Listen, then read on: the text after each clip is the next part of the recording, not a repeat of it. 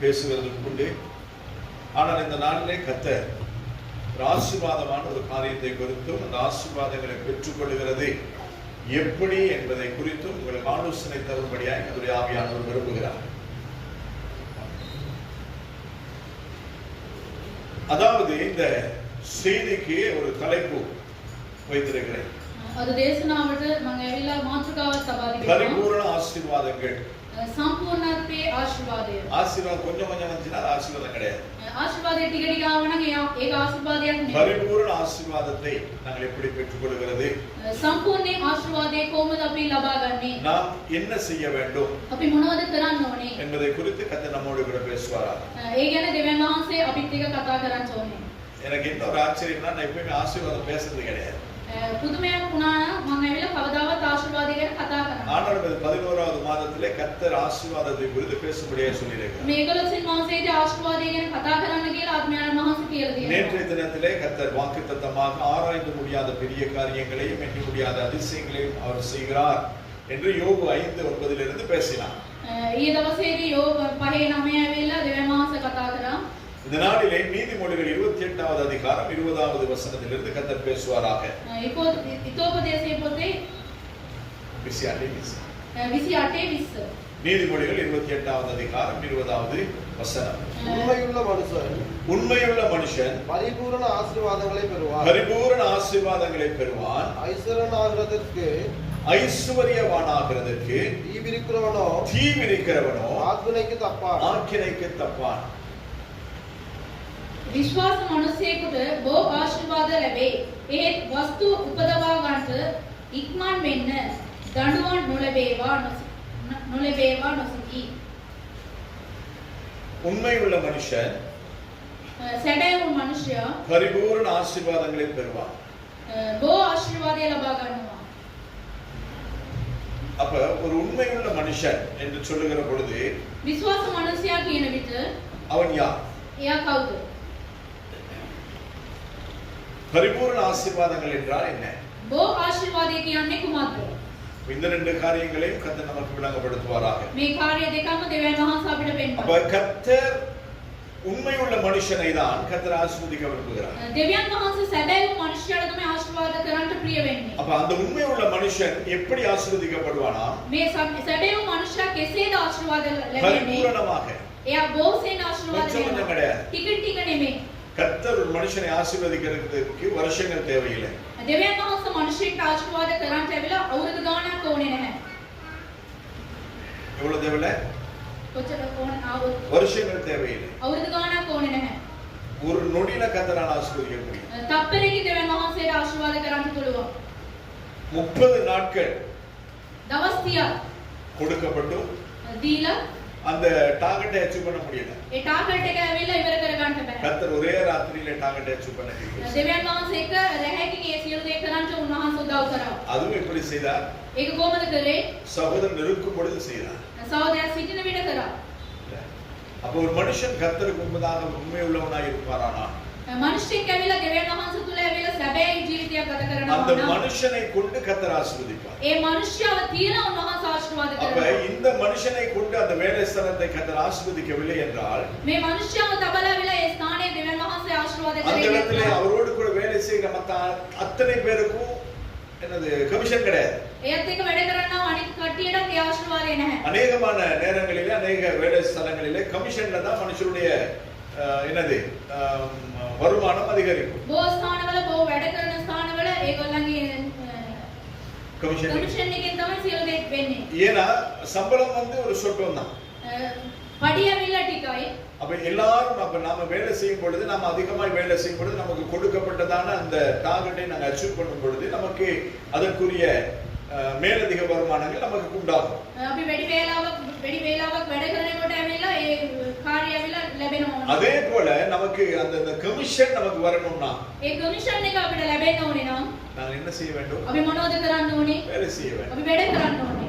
அந்த கமிஷன் அதாவது நமக்கு ஆண்டவர் நமக்கு எல்லாருக்கும் சாப்பாடு கொடுக்கிறாரு, வீட்டை கொடுத்திருக்கிறாரு, உடுப்பு கொடுத்திருக்கிறாரு, எல்லாமே கொடுத்திருக்கிறாரு. දෙවියන් වහන්සේ ඇඳුම් දීලා තියෙනවා, කෑම දීලා තියෙනවා, නිවසක් දීලා තිබෙනවා. இது நமக்கு கொடுக்கப்பட்ட பேசிக் salary. මේක ඇවිල්ලා සියලු දේ ඇවිල්ලා බේසික් සැලරි. அதையும் தாண்டி நமக்கு மேலதிகமாய் வருகிற வருமானங்கள் ඒකටත් වඩා අපිට වැඩි ඉන්නා වූ எதிர்பாராத நேரத்திலே எதிர்பாராத விதத்திலே கர்த்தர் நமக்கு தருகிற ஒத்தாசைகள் ஆசீர்வாதங்கள் அனுகூலங்கள் දෙවියන් අපි බලාපොරොත්තු නොබලන වේලාවේදී එන්නා වූ සෑම දේවල් அது வந்து கமிஷன் மாதிரி මේක ඇවිල්ලා කමිෂන් එක වගේ. அப்ப நாம கர்த்தருக்கு உண்மையா இருக்கும் பொழுது අපි ස්වාමී දෙවියන් වහන්සේට සැබෑ ජීවිතයක් ගත அந்த කරනවා. மனுஷன் பரிபூர்ண ஆசீர்வாதத்தை பெறுவான். ඒ මනුෂ්‍යයා ඇවිල්ලා පූර්ණත්වයේ ආශිර්වාදය ලබනවා. கர்த்தர் கொடுக்கிற ஆசீர்வாதத்தோடு கூட கர்த்தர் வேதனை கொடுக்க மாட்டார். දෙවියන් වහන්සේ දෙන්නා වූ ආශිර්වාදයෙන් සමග එයා දුක එකතු කරන්නේ නැහැ.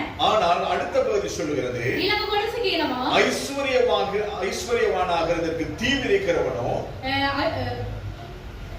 முதல் நம்புறானே මුදල් කරන එක්කෙනා அதுக்கு அதே அவன மைண்ட்ல வச்சு ஓடிட்டு இருப்பாங்க சிலர். එයා වෙල එයාගේ සිතුවිල්ල ඒක තබාගෙන ඉන්නවා. சாப்பிட மாட்டான், குடிக்க மாட்டான், தூங்க மாட்டான், குடும்பத்தோட இருக்க மாட்டான், ஜெபம் பண்ண மாட்டான், ஆலயத்துக்கு போக மாட்டான், எதுவுமே கிடையாது. කන්නේ නැහැ, බොන්නේ නැහැ, කිසිම දෙයක් කරන්නේ නැහැ, යාඥා කරන්නේ නැහැ, දේවස්ථානයටවත් යන්නේ නැහැ. எப்ப பார்த்தாலும் அவனுக்கு பணம் மட்டும்தான் அவனோட வாழ்க்கை. හැම වෙලාවෙම එයාගේ මුදලෙන් තමයි එයාගේ ආසාව. பணம்னு இருப்பான். මුදල් කිය. கடைசில பணம் நிறைய இருக்கும். අන්තිමට වෙලා මුදල් වැඩි ஆனா වෙනවා. விரும்பினதை சாப்பிட முடியாது. ගෙදර ඉඳලා කන්න බෑ. விரும்பினதை சாப்பிட முடியாது. කැමති දේවල් කන්න බෑ. ஏன் முடியாது? ඇයි බැරි? கொலஸ்ட்ரால், ප්‍රෙෂර් එක. வேற என்னது? சுகர். எதுவுமே செய்ய முடியாது. කිසිම දෙයක් කරන්න ஆனா බෑ. பணத்தை வச்சு என்ன பண்ண முடியும்? මුදල තියාගෙන මොනවද කරන්න நம்ம පුළුවන්? எல்லாருக்கும் பணம் தேவை. අපිට හැමෝටම ඇවිල්ලා මුදල් අවශ්‍යයි. இருக்கிறதுக்கு ஒரு வீடு தேவை. අපිට ඉන්න ඇවිල්ලා නිවසක් போய் ඕනේ. வருகிறதுக்கு ஒரு வாகனம் தேவை. ගිහිල්ලා එන්න ඇවිල්ලා වාහනයක් ඕනේ. வாழ்கிறதுக்கு வசதி தேவை. ජීවත් වෙන්න ඇවිල්ලා සියලු දේවල් ஆனா ඕනේ. இதேதான் வாழ்க்கை கிடையாது. මේ සියලු දේවල් ඇවිල්ලා අපේ ජීවිතේ நிறைய பேர் வாழ்க்கையை துளைத்து கொண்டிருக்கிறது நமக்கு தெரியாமலே நடந்து கொண்டிருக்கிறது. ජීවිතේ ඇවිල්ලා ඒගොල්ලෝ ඇවිල්ලා නැති කරගෙන ඉන්නවා. ஊழியக்காரர்கள் உட்பட நான் பேசுகிறேன். සේවය කරන කට්ටියත් එක්ක මම කතා කරා. ஊழியக்காரங்களை காலையிலேயே இருக்கணும், பேக மாட்டிட்டு கிளம்பிட வேண்டியது. සේවකයන් ඇවිල්ලා උදේම නැගිට ගමන් බෑග් එක එල්ලගෙන යනවා. எங்க போறீங்க? කොහෙද යන්නේ? அங்க கான்ஃபரன்ஸ். ඒ කොන්ෆරන්ස් එක. எங்க போறீங்க? කොහෙද යන්නේ? அங்க மீட்டிங். මේ පැත්තේ මීටින්. எங்க போறீங்க? කොහෙද යන්නේ? அங்க ஏதோ நடக்குதாம். ඒ පැත්තේ මොනවද වෙනවලු? போயிட்டு போய் கடைசி என்னாச்சு? ගිහලා මොනවද වෙන්නේ? அங்க போனா 5000 தர்றாங்க. ඒ ගිහලා ගියන් පස්සේ இங்க போனா 5000 பகல் சாப்பாடு கொடுக்குறாங்க. මේ ගියන් පස්සේ දවල් කෑම දෙනවා. ஊழியக்காரங்க பிச்சைக்காரன் மாதிரி ஆயிட்டாங்க. සේවය කරන කට්ටිය ඇවිල්ලා ඉංගන්නෝ වැඩියට වෙනස් වෙලා. கர்த்தர் நமக்கு சாப்பாடு கொடுக்கலையா? දෙවියන් වහන්සේ අපිට කෑම දුන්නේ නැද්ද? இன்னும் கான்ஃபரன்ஸ்ல மீட்டிங்ல போய் என்ன நமக்கு கத்துக்கொள்ள வேண்டியிருக்கிறது? මීටින් වලට ගිහලා මොනවද ඉගෙන ගන්න ඕනේ? தேவ சமூகத்தில் அமரும் பொழுது கர்த்தருடைய ஆவியானவர் நமக்கு போதிக்கிறவராய் இருக்கிறார். දෙවියන් වහන්සේගේ පාමුල අපි වාඩි වෙනකොට ආත්මයන් වහන්සේ අපිට ඇවිල්ලා උදව් தேவ කරනවා. சமூகத்தில் அமரும் பொழுது அந்த நாளுக்குரிய தேவைகளை கர்த்தர் நமக்கு சந்திக்கிறார். දෙවියන් වහන්සේගේ පාමුල වාඩි වෙනකොට ඒ දවසේ දේවල් උන්වහන්සේ අපිට දෙනවා. அந்த விசுவாசம் இல்லாதனாலே ஜனங்கள் ஊழியக்காரன் முதல் கொண்டு எல்லாருமே ஓடி அண்டுபட்டு திரிறாங்க. ඒ විශ්වාසය නැති ඉඳ තමයි සේවය කරන කට්ටියත් අනිත් කට්ටියත් ඇවිල්ලා මේ විනාශ වෙලා සිටිනවා. ஆனால் கர்த்தர் யார் என்பதை நாங்கள் அறிந்திருப்போமானால், ස්වාමීන් වහන්සේ කවුද කියලා අපි දැන සිටිනවා නම් கர்த்தருடைய பார்வைக்கு நாம் உண்மையுள்ளவர்களாய் இருப்போமானால், උන්වහන්සේගේ පෙනීමට අපි සැබෑව ජීවිතයක් ගත கர்த்தர் කරනවා නම් நம்மை ஆசீர்வதிப்பார். ස්වාමීන් වහන්සේ අපිට ආශිර්වාද කරනවා. ஆமென். ආමේන්. கர்த்தர் நம்மை ஆசீர்வதிக்க வேண்டுமானால் ස්වාමීන් වහන්සේ අපිට ආශිර්වාද කරන්න சில ඕනේ නම් காரியங்கள் நாம் செய்ய வேண்டியவர்களாய் இருக்கிறோம். සමහර දේවල් අපි කරන්න ඕනේ. அதிலே சங்கீதம் 5வது அதிகாரம் 9வது வசனம் சொல்லுகிறது, ගීතාවලේ 5:9 කියනවා அவர்கள் வாயில் உண்மை இல்லை, ඔවුන්ගේ මුඛවලින් සැබෑකම නැහැ. அவர்கள் உள்ளம் கேடுபாடுள்ளது, ඔවුන්ගේ අදවත ඇවිල්ලා විනාශයෙන් පිරී තිබෙනවා. அவர்கள் தொண்டை திறக்கப்பட்ட பிரேத குழி. ඒගොල්ලන්ගේ මුඛය ඇවිල්ලා ඇරිලා තිබෙනා වූ සෝංකය. தங்கள் நாவினால் இச்சகம் பேசுகிறார்கள். තමන්ගේ දිවස් වලින් ඒගොල්ලන් ඇවිල්ලා තෘෂ්ණාව කතා කරනවා. அவர் உண்மையுள்ள மனுஷனுடைய வாய் எப்படி இருக்கும்? සැබෑව මනුෂ්‍යයාගේ ඇවිල්ලා මුඛය කෙසේද තිබෙන්නේ? அதுவும் உண்மை உள்ளதா தான் இருக்கும். ඒක සැබෑව තමයි තිබෙන්නේ. அந்த வாயிலே பொய் இருக்காது. එයාගේ මුඛයෙන් ඇවිල්ලා කිසිම ඇවිල්ලා බොරුවක් තිබෙන්නේ නැහැ. ஆனால் கர்த்தருக்கு முன்பதாய் ஒரு மனுஷன் உண்மை உள்ளவனாய் இருக்க வேண்டுமானால், ස්වාමීන් වහන්සේගේ ඉදිරියේ මිනිහෙක් ඇවිල්ලා සැබෑව ජීවිතයක් ගත කරනවා பொய், කරන්න ඕනේ නම් மிரட்டு, பித்தலாட்டம் சொல்லி சொல்லுவாங்கல்ல, බොරු இதெல்லாம் කියන இருக்கக்கூடாது. මේ දේවල් ඇවිල්ලා කියන එක හොඳ නැහැ. வசனம் தெளிவாய் சொல்லுகிறது. වචන ඇවිල්ලා ඉතාල පැහැදිලිව அவர்கள் කියනවා. வாயில் உண்மை இல்லை, ඔවුන්ගේ මුඛය ඇවිල්ලා සැබෑකම නැත. அவர்கள் உள்ளம் கேடுபாடு உள்ளது, ඔවුන්ගේ සිත ඇවිල්ලා අතිශයින් ඇවිල්ලා දුෂ්ටකම තිබෙනවා. அவர்கள் தொண்டை ඔවුන්ගේ උගුර திறக்கப்பட்ட பிரேத குழி, විවුර කළා වූ මිනිවරක්ය. தங்கள் நாவினால் இச்சகம் பேசுகிறார். ඔවුන්ගේ දිවෙන් ඇවිල්ලා වාටු බස් කියනවා. அப்ப ஒரு உண்மையுள்ள மனுஷனிடத்திலே இந்த காரியங்கள் இருக்குமானால் அவன் உண்மை உள்ளவன் கிடையாது. මෙයාගේ අදවතින් මේ වගේ දේවල් තිබෙනවා නම් මෙයා සැබෑ ජීවිතයක් ගත කරන්නේ නැහැ. ஏன்னா வாயிலிருந்து ஆரம்பிக்குது. වචනයෙන් மனுஷன் உண்மை உள்ளவனா பொய் உள்ளவனா பொய்யை சொல்றானா உண்மையை சொல்றானான்னு வாயும் நம்ம ஒரு மனுஷனை நிரூபிக்கிறது. මුඛය ඇවිල්ලා මිනිස්සෙක් ඇවිල්ලා මෙයා බොරු කියනවාද ඇත්ත කියනවාද කියලා කියනවා. அப்ப இந்த வாயை நாங்கள் பாதுகாத்துக் கொள்ள வேண்டும். මේ මුඛය ඇවිල්ලා අපි ආරක්ෂා කරගන්න ඕන. லூக்கா 6வது அதிகாரம் 45வது வசனத்திலே நாங்கள் பார்க்கிறோம். ලූකා 6:46 අපි බලනවා. நல்ல மனுஷன் தன் இருதயமாகிய நல்ல பொக்கிஷத்திலிருந்து நல்லதை எடுத்து காட்டுகிறான். பொல்லாத மனுஷன் தன் இருதயமாகிய பொல்லாத பொக்கிஷத்திலிருந்து பொல்லாததை எடுத்து காட்டுகிறான். இருதயத்தின் நிறைவினால் வாய் பேசும். හදවතේ සම්පූර්ණත්වයෙන් තමයි මුඛය කතා කරන්නේ. அப்போ ஒரு மனுஷன் உண்மை உள்ளவனா அவன் பொல்லாதவனா என்பதை எது காண்பிக்கிறது? அடுத்ததாக මිනිස්සෙක් ඇවිල්ලා යහපත් එක්කෙනෙක්ද නපුරෙක් කෙනෙක්ද කියලා මොනවද පෙන්වන්නේ? அவனுடைய இருதயம். තමන්ගේ හදවත. நல்ல மனுஷன் தன் இருதயமாகிய நல்ல பொக்கிஷத்திலிருந்து. යහපත් මනුෂ්‍යයා තමන්ගේ හදවතේ තිබෙනා ඔය දේවල් වලින්. அப்போ ஒரு நல்ல மனுஷன் என்று சொன்னால் යහපත් මිනිහෙක් කියලා அவன் කියන්නේ இருதயத்திலிருந்து பேசுவான். තමන්ගේ හදවත තුලින් කතා කරනවා. நிறைய பேர் சிங்களத்துல சொல்லுவாங்க, கேள்விப்பட்டிருக்கீங்களா? සිංහලෙන් ගොඩක් කට්ටිය කියනවා. பொக்கிங் ஆதரே. பொக்கன என்னது? பொக்கன என்னது? பொக்கன என்னது? பொக்கன என்னது?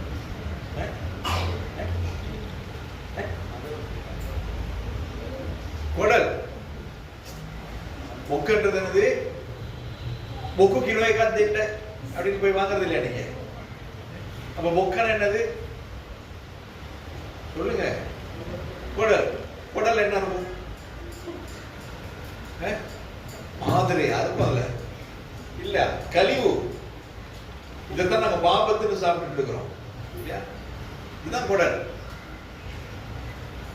அப்ப பொக்கை ஆதரிக்கிறான்ப்பா. குடல்ல வந்து அன்பு செலுத்த வேண்டாம். நீங்க ஆதரிக்கிறானா ஹதவத்திக்கிறான். நீங்க அன்பு செலுத்துறதா இருதயத்துல அவங்களுக்கு பேச முடியாது. ஏன்னா அவங்ககிட்ட இதயம் வந்து திருப்பி கிட்ட இருக்குது இல்லையா? அதான் உண்மை. அப்ப ஒரு நல்ல மனுஷன் என்று சொன்னால் යහපත් මනුෂ්‍යයෙක් කියලා කියන්නේ அவனுடைய இதயம் எப்படி இருக்கும்? நல்ல பொக்கிஷசாலியா இருக்கும். உங்க හදවත ඇවිල්ලා යහපත් එකකින් පිරීලා තිබෙනවා. அதெல்லாம் நல்லது இல்ல, அதிலிருந்து நல்லதை அவன் எடுத்து பேசுகிறான். உங்க හදවත තුලින් තිබෙනවා යහපත් දේවල් තමයි කතා කරන්නේ. பொல்லாத மனுஷன் என்று சொன்னால் නපුරු මනුෂ්‍යයා அவன் කියන්නේ இதயம் பொல்லாப்பு நிறைந்ததா இருக்கும். உங்க ஹதவතත් நபுරෙන් පිරී இவன் තිබෙනවා. எப்படி விழுறான்னு பார்க்கணும். මෙයා කොහොමද වැඩේ இவன் කියලා எப்படி බලන්න. வாழ்றான்னு பார்க்கணும். මෙයා කොහොමද ජීවත් වෙනවද இவன் කියලා என்ன බලන්න. செய்றான்னு பார்க்கணும். මෙයා මොනවද කරන්නේ කියලා பார்த்துட்டே බලන්න. இருக்குது. බලාගෙන எப்ப ඉන්නවා. நடக்கும் எப்ப நடக்கும் எப்ப நடக்கும். කොයි කවදද වෙන්නේ කියලා බලා සිටිනවා. ஆனால் அதை கர்த்தர் அருளுகிறார். ඒක දෙවියන් වහන්සේ ඇවිල්ලා පිළිකුල් කරනවා. இருதயத்தின் நிறைவினால் හදවතේ සම්පූර්ණත්වයේ வாய் பேசு. මුඛේ කතා කරා. நீங்க நேர்மையான உண்மையான சரியான நபராய் இருந்தா ඔයා ධර්මිෂ්ඨ වෙලා හරි කෙනෙක් නම් நீங்க பேசும்போது நேரா பார்த்து பேசுங்க. ඔයා කතා කරන විට ඇවිල්ලා කෙලින් කතා කරනවා. முகத்தை பார்த்து பேசுங்க. මුහුණ බලලා කතා කරනවා. கண்ணை பார்த்து பேசுங்க. ඇස් දෙක බලලා කතා කරනවා. ஆனா அந்த அவர்களே உண்மை இல்லாதவர்கள் திருக்கிஸ்தனம் உள்ளவர்களா இருந்தா ඔව් ඇවිල්ලා ඒ නපුරු ආදවත තියෙන කට්ටිය නෝ. பேசும்போது இப்படி பார்த்து பேசுவாங்க. ஏன்னா எங்கேயோ மேலே இடியோ வர்றாங்க. மேல மூலம்பட எல்லாம் அவங்க இதை பார்த்துட்டு போயிட்டு எல்லாம் க்ளீன் பண்ண போற மாதிரி பேசுவாங்க. උඩ ඇවිල්ලා මීයෝ ඉන්නවා කුණු තියනවා වගේ වස්තරනවා වගේ அவங்க කතා நல்லவங்களே කරනවා. கிடையாது. அப்படி மேல பார்த்து பேசும்போது தெரிஞ்சுக்க வேண்டியதான் இவன் இருதயத்துல வந்து வேறதா இருக்கு அப்படின்னு. උඩ බලලා කතා කරනකොටම කියන්න පුළුවන් මෙයාගේ ஒரு හදවතේ மனுஷன் பேசுகிறதை வைத்து அவர்கள் உண்மையானவர்களா அல்லது இவர் மாய்மானக்காரர்களா என்று சொல்லி அறிந்து கொள்ள முடியும் என்பதாக வேதம் சொல்லுகிறது. මිනිස්සෙක් කතා කරන විට ඇවිල්ලා එයා කොයි වගේ එක්කෙනෙක්ද කියලා අඳුර ගන්න පුළුවන් කියලා බයිබලයේ කියනවා. மத்தேயு 12:36 நாங்கள் வாசிக்கிறோம். මතේයු 12:36 අපි බලනවා. மத்தேயு 12:36 මතේයු 12:26 மனுஷர் பேசும் வீணான வார்த்தைகள் මනුෂ්‍ය யாவையும் குறித்து මනුෂ්‍යයන් කතා කරනා සියලුම වචනේ ගැන நியாய தீர்ப்பு நாளிலே கணக்கொப்புவிக்க வேண்டும் என்று உங்களுக்கு சொல்லுகிறேன் என்று கர்த்தராகிய இயேசு கிறிஸ்து சொல்லியிருக்கிறார். மத்தேயு 12:36 තවද මනුෂ්‍යයන් කියනා වූ සියලු නිෂ්ඵල වචන ගැන විනිශ්චය දවසේදී උත්තර දෙන්න වෙන්නයි නුඹලාට කියන්නේ. அப்ப நாங்க பேசுறது சிலர் வந்து பாருங்க பேச ஆரம்பிச்சாங்கன்னா அவங்க வளவளன்னு பேசிட்டே இருப்பாங்க. සමහර කට්ටිය කතා කරන විට ඇවිල්ලා එමදිස්සෙම කියව ඉන්නවා. அந்த நேரத்துல நாம ஜெபம் பண்ண வேண்டியதா இருக்கு. ඒ වෙලාවේදී අපි ඇවිල්ලා කතා ஆண்டவரே කරනවා. வாயை மூடுவீராக. මේගොල්ලන්ගේ මුඛය වහන ස්වාමීනි. கர்த்தாவே நேரமாகிறது. පියාණනේ ඇවිල්ලා වෙලාව යනවා. கத்தாவே நான் ஸ்கூலுக்கு போகணும், පියාණනේ මම ஆண்டவரே நான் கடைக்கு சாமான் வாங்க போகணும், කඩේට ඇවිල්ලා බඩු ගන්න යන්න ඕනේ. இங்க வந்ததை சொல்லிட்டு சீக்கிரம் கிளம்ப செய்யும் அப்படின்னு சொன்னா ஜெபம் பண்ணணும். මෙයා ඇවිල්ලා ආපු එක ඇවිල්ලා ඉක්මනට කියලා ඉක්මනට යන්න ඕනේ කියලා යාඥා කරනවා.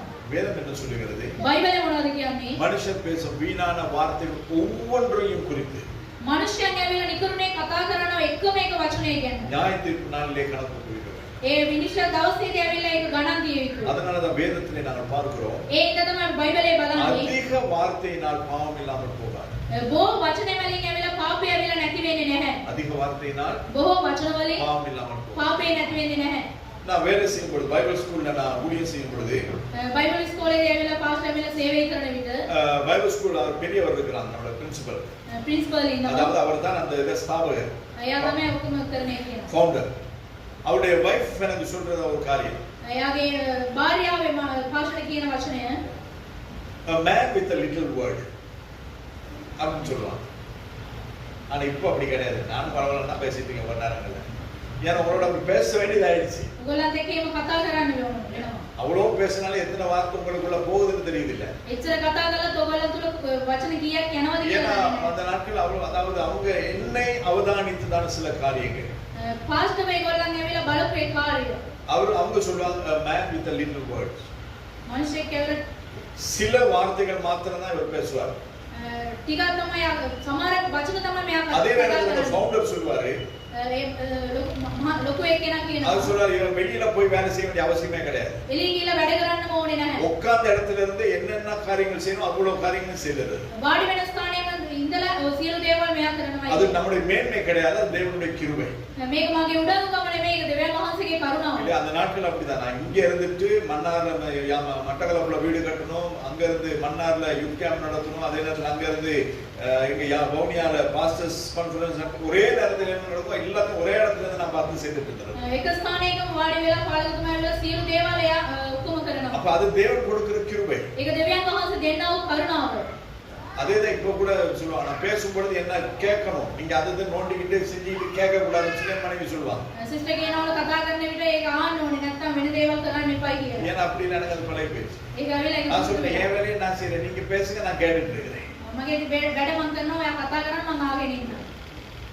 அப்ப நாம் பேசுகிறதான வார்த்தைகள் அது கவனமா இருக்க வேண்டும். අපි කතා කරන වචන ඇවිල්ලා ප්‍රවේශමෙන් කතා நிதானித்து කරනවා. பேச வேண்டும். ඒක ඇවිල්ලා හරියට දැනගෙන කතා ஏனென்றால் කරනවා. நாம் பேசுகிறதான வார்த்தைகளை குறித்து கர்த்தருக்கு நாங்கள் கணக்கு கொடுக்க வேண்டும். අපි කතා කරන වචනය ගැන ඇවිල්ලා දෙවියන් වහන්සේට අපි ගණන් දීලා. நாங்கள் பேசுகிறதான வார்த்தைகளை இந்த பட்சிகள் கொண்டு போய் தேவனுக்கு சொல்லுமா. අපි කතා කරන වචනය ගැන මේ කුරුල්ලන් අරගෙන ගිහලා දෙවියන් වහන්සේට දෙනවා කියනවා. எனவே நம்முடைய வார்த்தைகள் கவனமா இருக்கு. අපි කතා කරන වචනය ඇවිල්ලා ප්‍රවේශමෙන් அப்ப කතා நம்முடைய කරනවා. வார்த்தையிலே நாங்கள் கவனமா இருக்கும் பொழுது நம்ம யாரும் குற்றம் கண்டுபிடிக்க மாட்டார்கள். අපි වචනයෙන් ඇවිල්ලා ප්‍රවේශමෙන් ඉන්නකොට කවුරුත් අපෙන් ඇවිල්ලා අඩු நாங்கள் කරන්නේ නැහැ. பேசுகிறதை தான் நாங்கள் செய்வோம் என்கிற அந்த ஸ்தானத்துக்கு மனிதன் என்னை நம்ப ஆரம்பித்து விட்டால் මේගොල්ලන් කතා කරන දේවල් තමයි කරන්නේ කියනවා කියන සිතුවිල්ල මනුෂ්‍යයන්ට நம்மை ආවන් குறித்து පස්සේ யாரும் அதுக்கு பிறகு வேற தவறாகவோ அல்லது வேற விதமாகவோ நினைக்க மாட்டாங்க. අපි ගැන ඇවිල්ලා කවුරුත් වැරදි මතින් හිතන්නේ නැහැ. அப்ப நாம் என்ன செய்ய வேண்டும்? අපි මොනවද කරන්න நாம் ඕනේ? எதை சொல்லுகிறோமோ அதை செய்ய வேண்டும். අපි මොනවද කියන්නේ ඒක කරන්න ඕනේ. வீணான வார்த்தைகளை அளப்பாதபடிக்கு பார்த்துக் கொள்ள வேண்டும். වෙනස් වෙනස් දේවල් ඇවිල්ලා අපි කතා කරන්නේ නැතුව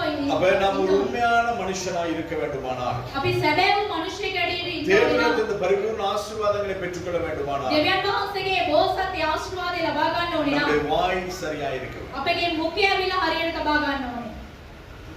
வாய் சரியில்லைன்னா அவ்வளவுதான். මුඛය හරිය නැත්නම් එච්චරයි.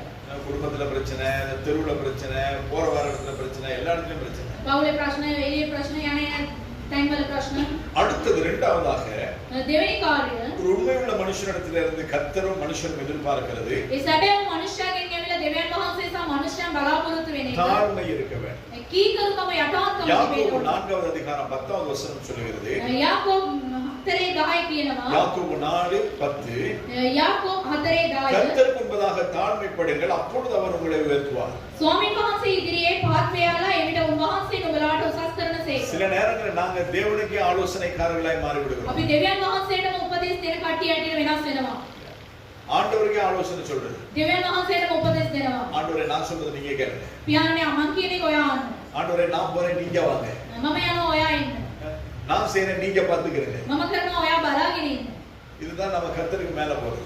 මේක තමයි අපි දෙවියන් වහන්සේට වඩා උඩට சில යන්නේ. விசுவாச மக்களை பாத்தீங்கன்னா ஆண்டவருக்கு பக்கத்துலயே சீட்டை போட்டு உட்காந்துருக்காங்க. සමහර කැරලිවන්තයා දෙවියන් වහන්සේගේ අස්සලම යාගේ ෂීට් එක දාලා වාඩි වෙලා ඉන්නවා. பரலோகம் போக வேண்டிய அவசியமே கிடையாது. ஏன்னா ஏற்கனவே பரலோகத்துல தான் இருக்காங்க. යාගේ ස්වර්ග රාජ්‍ය යන්න ඕනේ නේ. ඒගොල්ලන් ස්වර්ග රාජ්‍යෙම ඉන්නේ. ஆண்டவரோட ஒரு பக்கத்து உட்காந்து දෙවියන් වහන්සේත් එක්කම අසලා වාඩි වෙලා ஆண்டவரே இவரை இப்படி ஆசீர்வதிக்கலாம், அவங்கள அப்படி ஆசீர்வதிக்கலாம், அவங்க அப்படி செய்றாங்க, அவங்கள அப்படி தண்டிக்கலாம், இவங்க இப்படி செய்றாங்க, இவங்க இப்படி தண்டிக்கலாம்னு ஆண்டவருக்கு ஆலோசனை சொல்லி அந்த அதாவது ஆண்டவருடைய பரலோகத்தையே நடத்துறவங்க இவங்க தான்.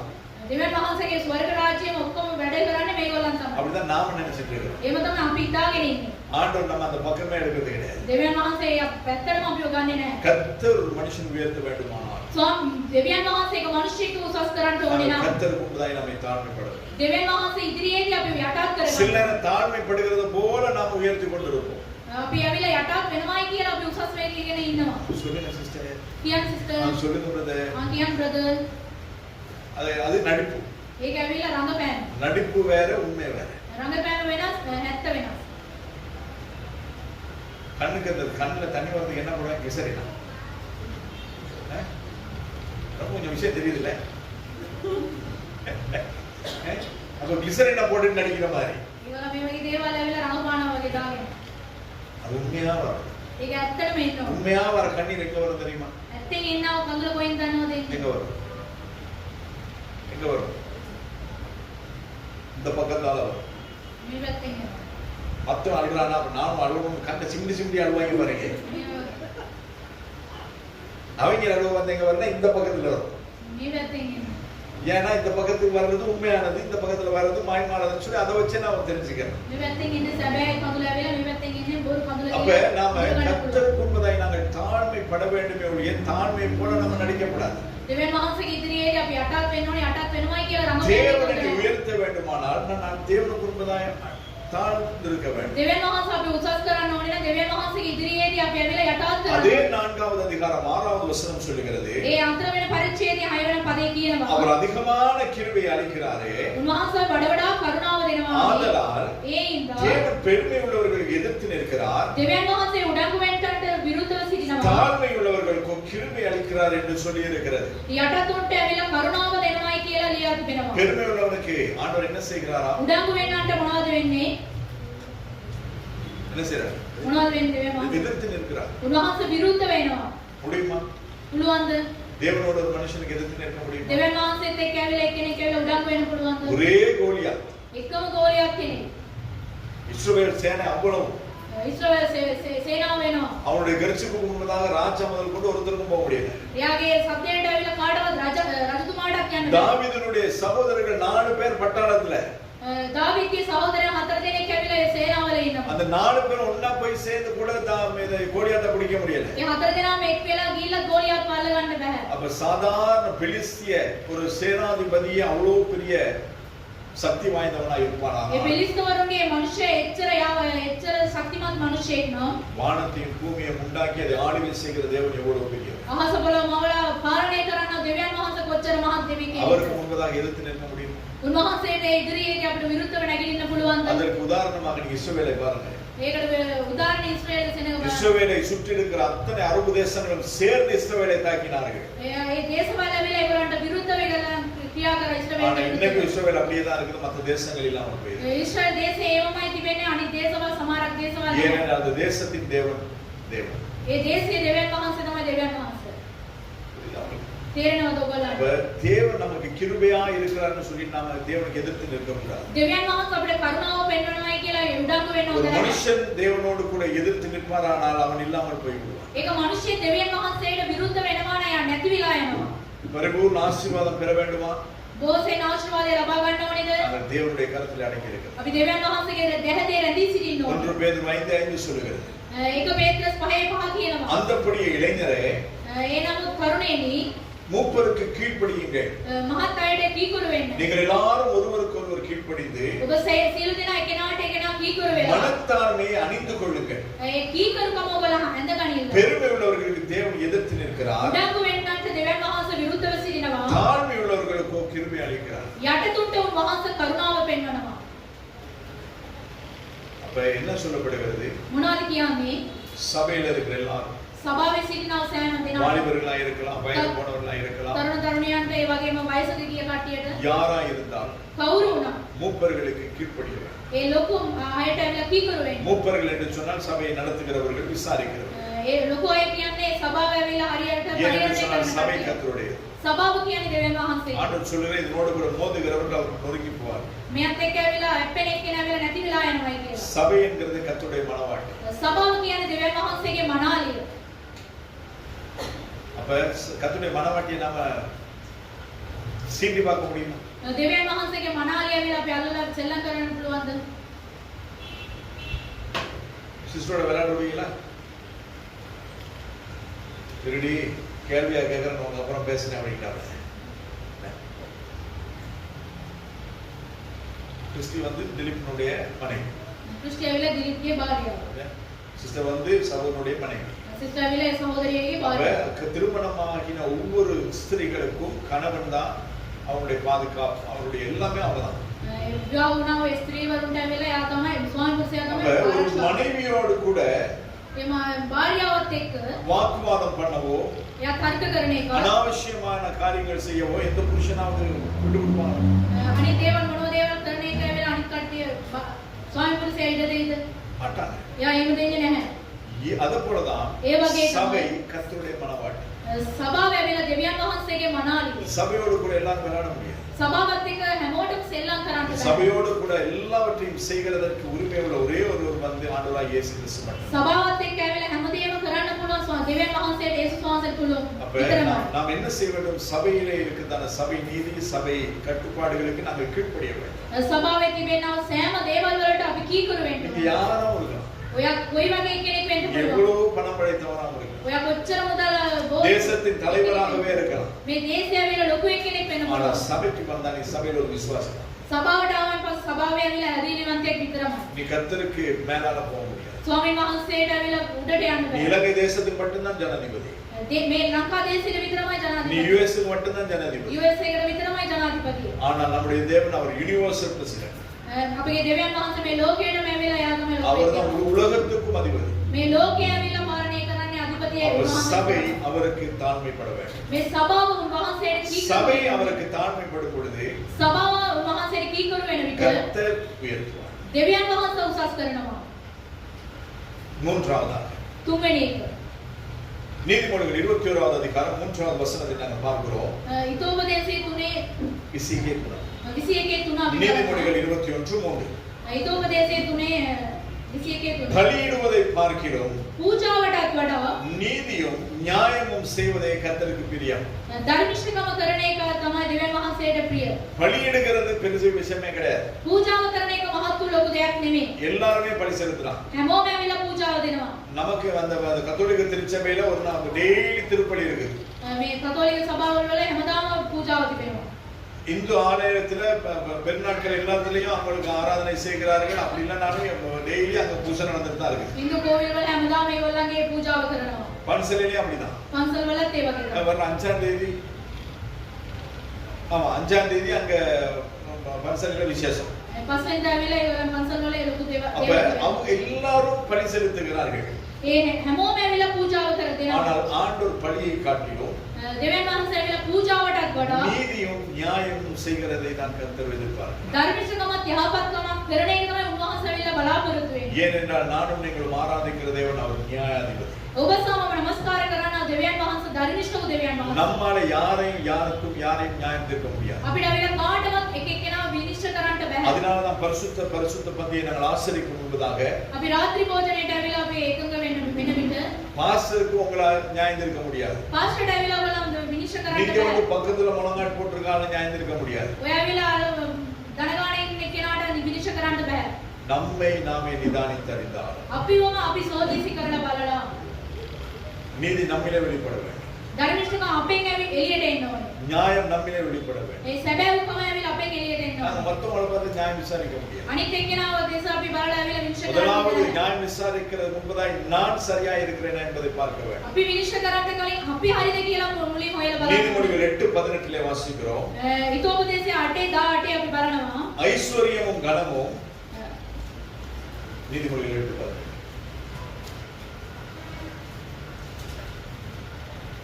ஐஸ்வர்யமும் கனமும் වස්තුවද ගෞරවයද நிலையான பொருளும் සියලු දේ පවතින්නේ நீதியும் ධර්මිෂ්ඨකමද என்னிடத்தில் உண்டு. මා වෙත තිබේ. ஐஸ்வர்யம் யாரிடத்தில் உண்டு? වස්තුව කාලවද තියෙන්නේ? தேவனிடத்தில் உண்டு. දෙවියන් වහන්සේගෙන් තිබෙනවා. கனம் யாரிடத்தில் உண்டு? ගෞරවය කාලවද තිබෙන්නේ? தேவனிடத்தில் உண்டு. දෙවියන් වහන්සේගෙන් තිබෙනවා. நிலையான பொருள் யாரிடத்தில் உண்டு? සියලුම පවතින දේවල් කොහෙද තියෙන්නේ? தேவனிடத்தில் உண்டு. ඒ දෙවියන් වහන්සේ ළඟ நீதி තියෙනවා. யாரிடத்தில் உண்டு? ධර්මිෂ්ඨකම කාලවද තියෙන්නේ? தேவனிடத்தில். දෙවියන් වහන්සේ ළඟ තියෙනවා. அப்ப அந்த தேவன் என்னை ஆசீர்வதிக்க வேண்டுமானால், ඒ දෙවියන් වහන්සේ මාට ආශිර්වාද කරන්න ඕනේ. தேவன் இந்த பரிபூரணமான மனுஷனாய் நான் தேவனுக்கு முன்பதாய் காணப்பட வேண்டுமானால், අපි සම්පූර්ණත්වයේ දෙවියන් වහන්සේ තුල අපි පවතින්න ඕනේ නම් நீதியே தன்வசமாய் வைத்திருக்கிற தேவனை போல் நான் நீங்கள் இருக்க வேண்டும். ධර්මිෂ්ඨකමම තබාගෙන ඉන්නා වූ දෙවියන් වහන්සේ වගේ අපිත් වෙනස් වෙන්න ඕනේ. அந்த நீதி பிதாவாகி தேவனிடத்தில் இருந்தது நிமித்தமாய் தான் ඒ ධර්මිෂ්ඨකම දෙවියන් වහන්සේ පියාණන් වහන්සේ තුල තිබිච්ච ඉඳ තමයි இயேசு கிறிஸ்து பாவமே செய்யாத பொழுதிலும் යේසුස් වහන්සේ පවකාර ජීවිතයක් ගත இந்த කරන உலகத்தின் பாவம் அவர் மீது சுமத்தப்பட்ட பொழுது මේ ලෝකේ පව ඇවිල්ලා උන්වහන්සේ කරපිට උසලා ගත්තයින් පස්සේ பிதாவாகிய தேவனுடைய கண்கள் அவருக்கு மறைக்கப்பட்டது. පියාණන් වහන්සේගේ දෙවියන් වහන්සේගේ ඇස ඇවිල්ලා යාව ඇවිල්ලා වසා තිබුණා. அவர் பாவத்தை பார்க்காத சுத்த கண்ணன். පව බලන්නේ නැති සුද්ධවන්ත ඇස් තියෙන එකෙක්. அப்ப நாம் நீதி உள்ளவர்களா இருந்தா අපි ධර්මිෂ්ඨකම තිබෙනවා නම් අප තුල நாம் தேவனிடத்திலே சகாயம் பெற்றவர்களா இருப்போம். අපි දෙවියන් වහන්සේගෙන් යහපත්කම අපිට லැබෙනවා. மத்தேயு 5:6 நாங்கள் வாசிக்கிறோம். මතේ 5 අය අපි බලනවා. நீதியின் மேல் பசிதாகம் உள்ளவர்கள் பாக்கியவான்கள், அவர்கள் திருப்தி அடைவார்கள். நீதியின் மேல் பசிதாகம் உள்ளவர்கள் 5:6 ගත්වායි නගල කියවන්න සිංහලෙන්.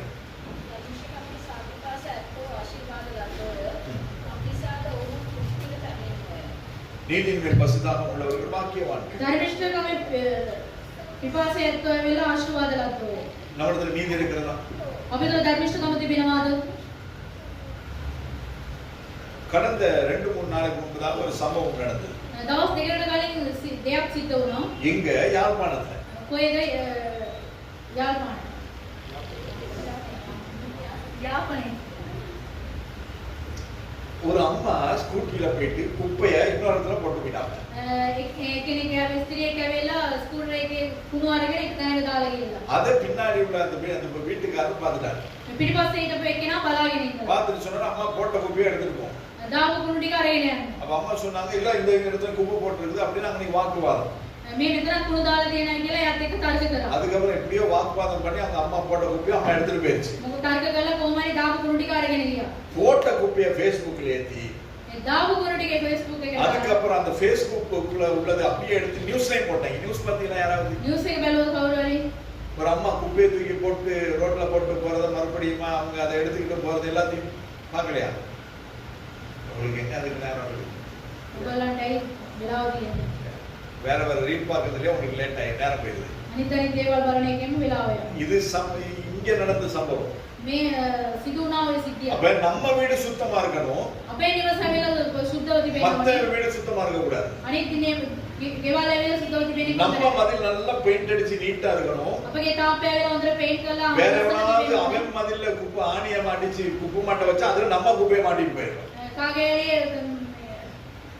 එනයක් දාලා තිබෙනවා එතන ඇවිල්ලා තමන්ගේ කුණු ටික දාලා යනවා. சரியா இது? ඒක හරියද? ஏன் வீடு சுத்தமா இருக்கிறது நினைக்கிற மாதிரி அவங்க வீடு சுத்தமா இருக்குன்னு அவங்க நினைப்பாங்க. අපේ නිවස ඇවිල්ලා පවිත්‍රව තිබෙනවා වගේ අනිත් නිවසත් පවිත්‍රව තිබෙනවා කියලා ඒගොල්ලෝ හිතනවා. அப்ப அதே போல அவங்க வீட்டுல அடிச்ச ஆணியில வந்து நம்ம படத்தை கொண்டு போய் மாட்டக்கூடாது. ඒගොල්ලන්ගේ නිවසේ ගාලා තිබෙන ඇනේ අපේ පින්තූර ගිහලා එල්ලන්න හොඳ නැහැ. புரியுதா உங்களுக்கு? තේරෙනවද ඔයගොල්ලන්ට? நீதின்னு சொன்னா எல்லாருக்கும் ஒரே நீதி தான். ධර්මිෂ්ඨකම කියන්නේ හැමෝටම ඒ ධර්මිෂ්ඨය තමයි. நம்ம ஏரியாவுக்கு குப்பையே வர மாட்டேங்கிறான். කුණු අරගෙන යන්න එන්නෙමත් නැහැ. அங்க அடிக்கடி வந்து எடுத்துட்டு போயிடறான். ඒගොල්ලන්ගේ පැත්තේ ඇවිල්ලා அதனால ඉන්නවා போய் நான் බලන්න. மாட்டிட்டு போறேன்னு சொல்லி கதை சொல்லக்கூடாது. ඒ පැත්තේ ඇවිල්ලා එල්ලලා යනවා කියලා කතන්දර කියනවා. அப்படியே வரலையா நீங்க போய் பேசுங்க டிசில. එහෙම ආවේ නැත්තම් ඕගොල්ලන් ගිහලා කතා කරන්න. அப்படி பேசி நம்ம வீட்டு குப்பையை எடுக்க வராம போயிட்டாங்க. එහෙම කතා කරලා කුණු ගන්නවත් ආවේ නැහැ. මේ මාත්‍යාගilla අපි ලොකු මාත්‍යාට කතා කරලා ගිල්ල තියෙනවා අපිට වර மாட்டாங்க. யாருக்கு புரியல? பக்கத்துல நின்று கஷ்டப்பட்டு இருக்கு. சரி, அப்ப நாம் என்ன செய்ய வேண்டும்? நாங்கள் நீதியின் மேல் பசிதாகம் உள்ளவர்களாக இருக்கிறோம். எல்லாருக்கும் கொண்டு போற எல்லாருக்கும் நன்மை நடக்கும், எல்லாருக்கும் நல்லது நடக்கும்னு சொல்லி எதிர்பார்க்க வேண்டும். හැමෝටම යහපත වෙන්න ඕනේ කියලා ඇවිල්ලා අපි ඇවිල්ලා සිතන්න ඕන. இந்த வசனத்தை நன்றாய் கவனித்து பாருங்கள். මේ වචනය ඇවිල්ලා ඉතා පැහැදිලිව எசேக்கியேல் 18:24 நாங்கள் வாசிக்கிறோம். එසේකිය 18:24 අපි බලනවා. எசேக்கியேல் 18:24.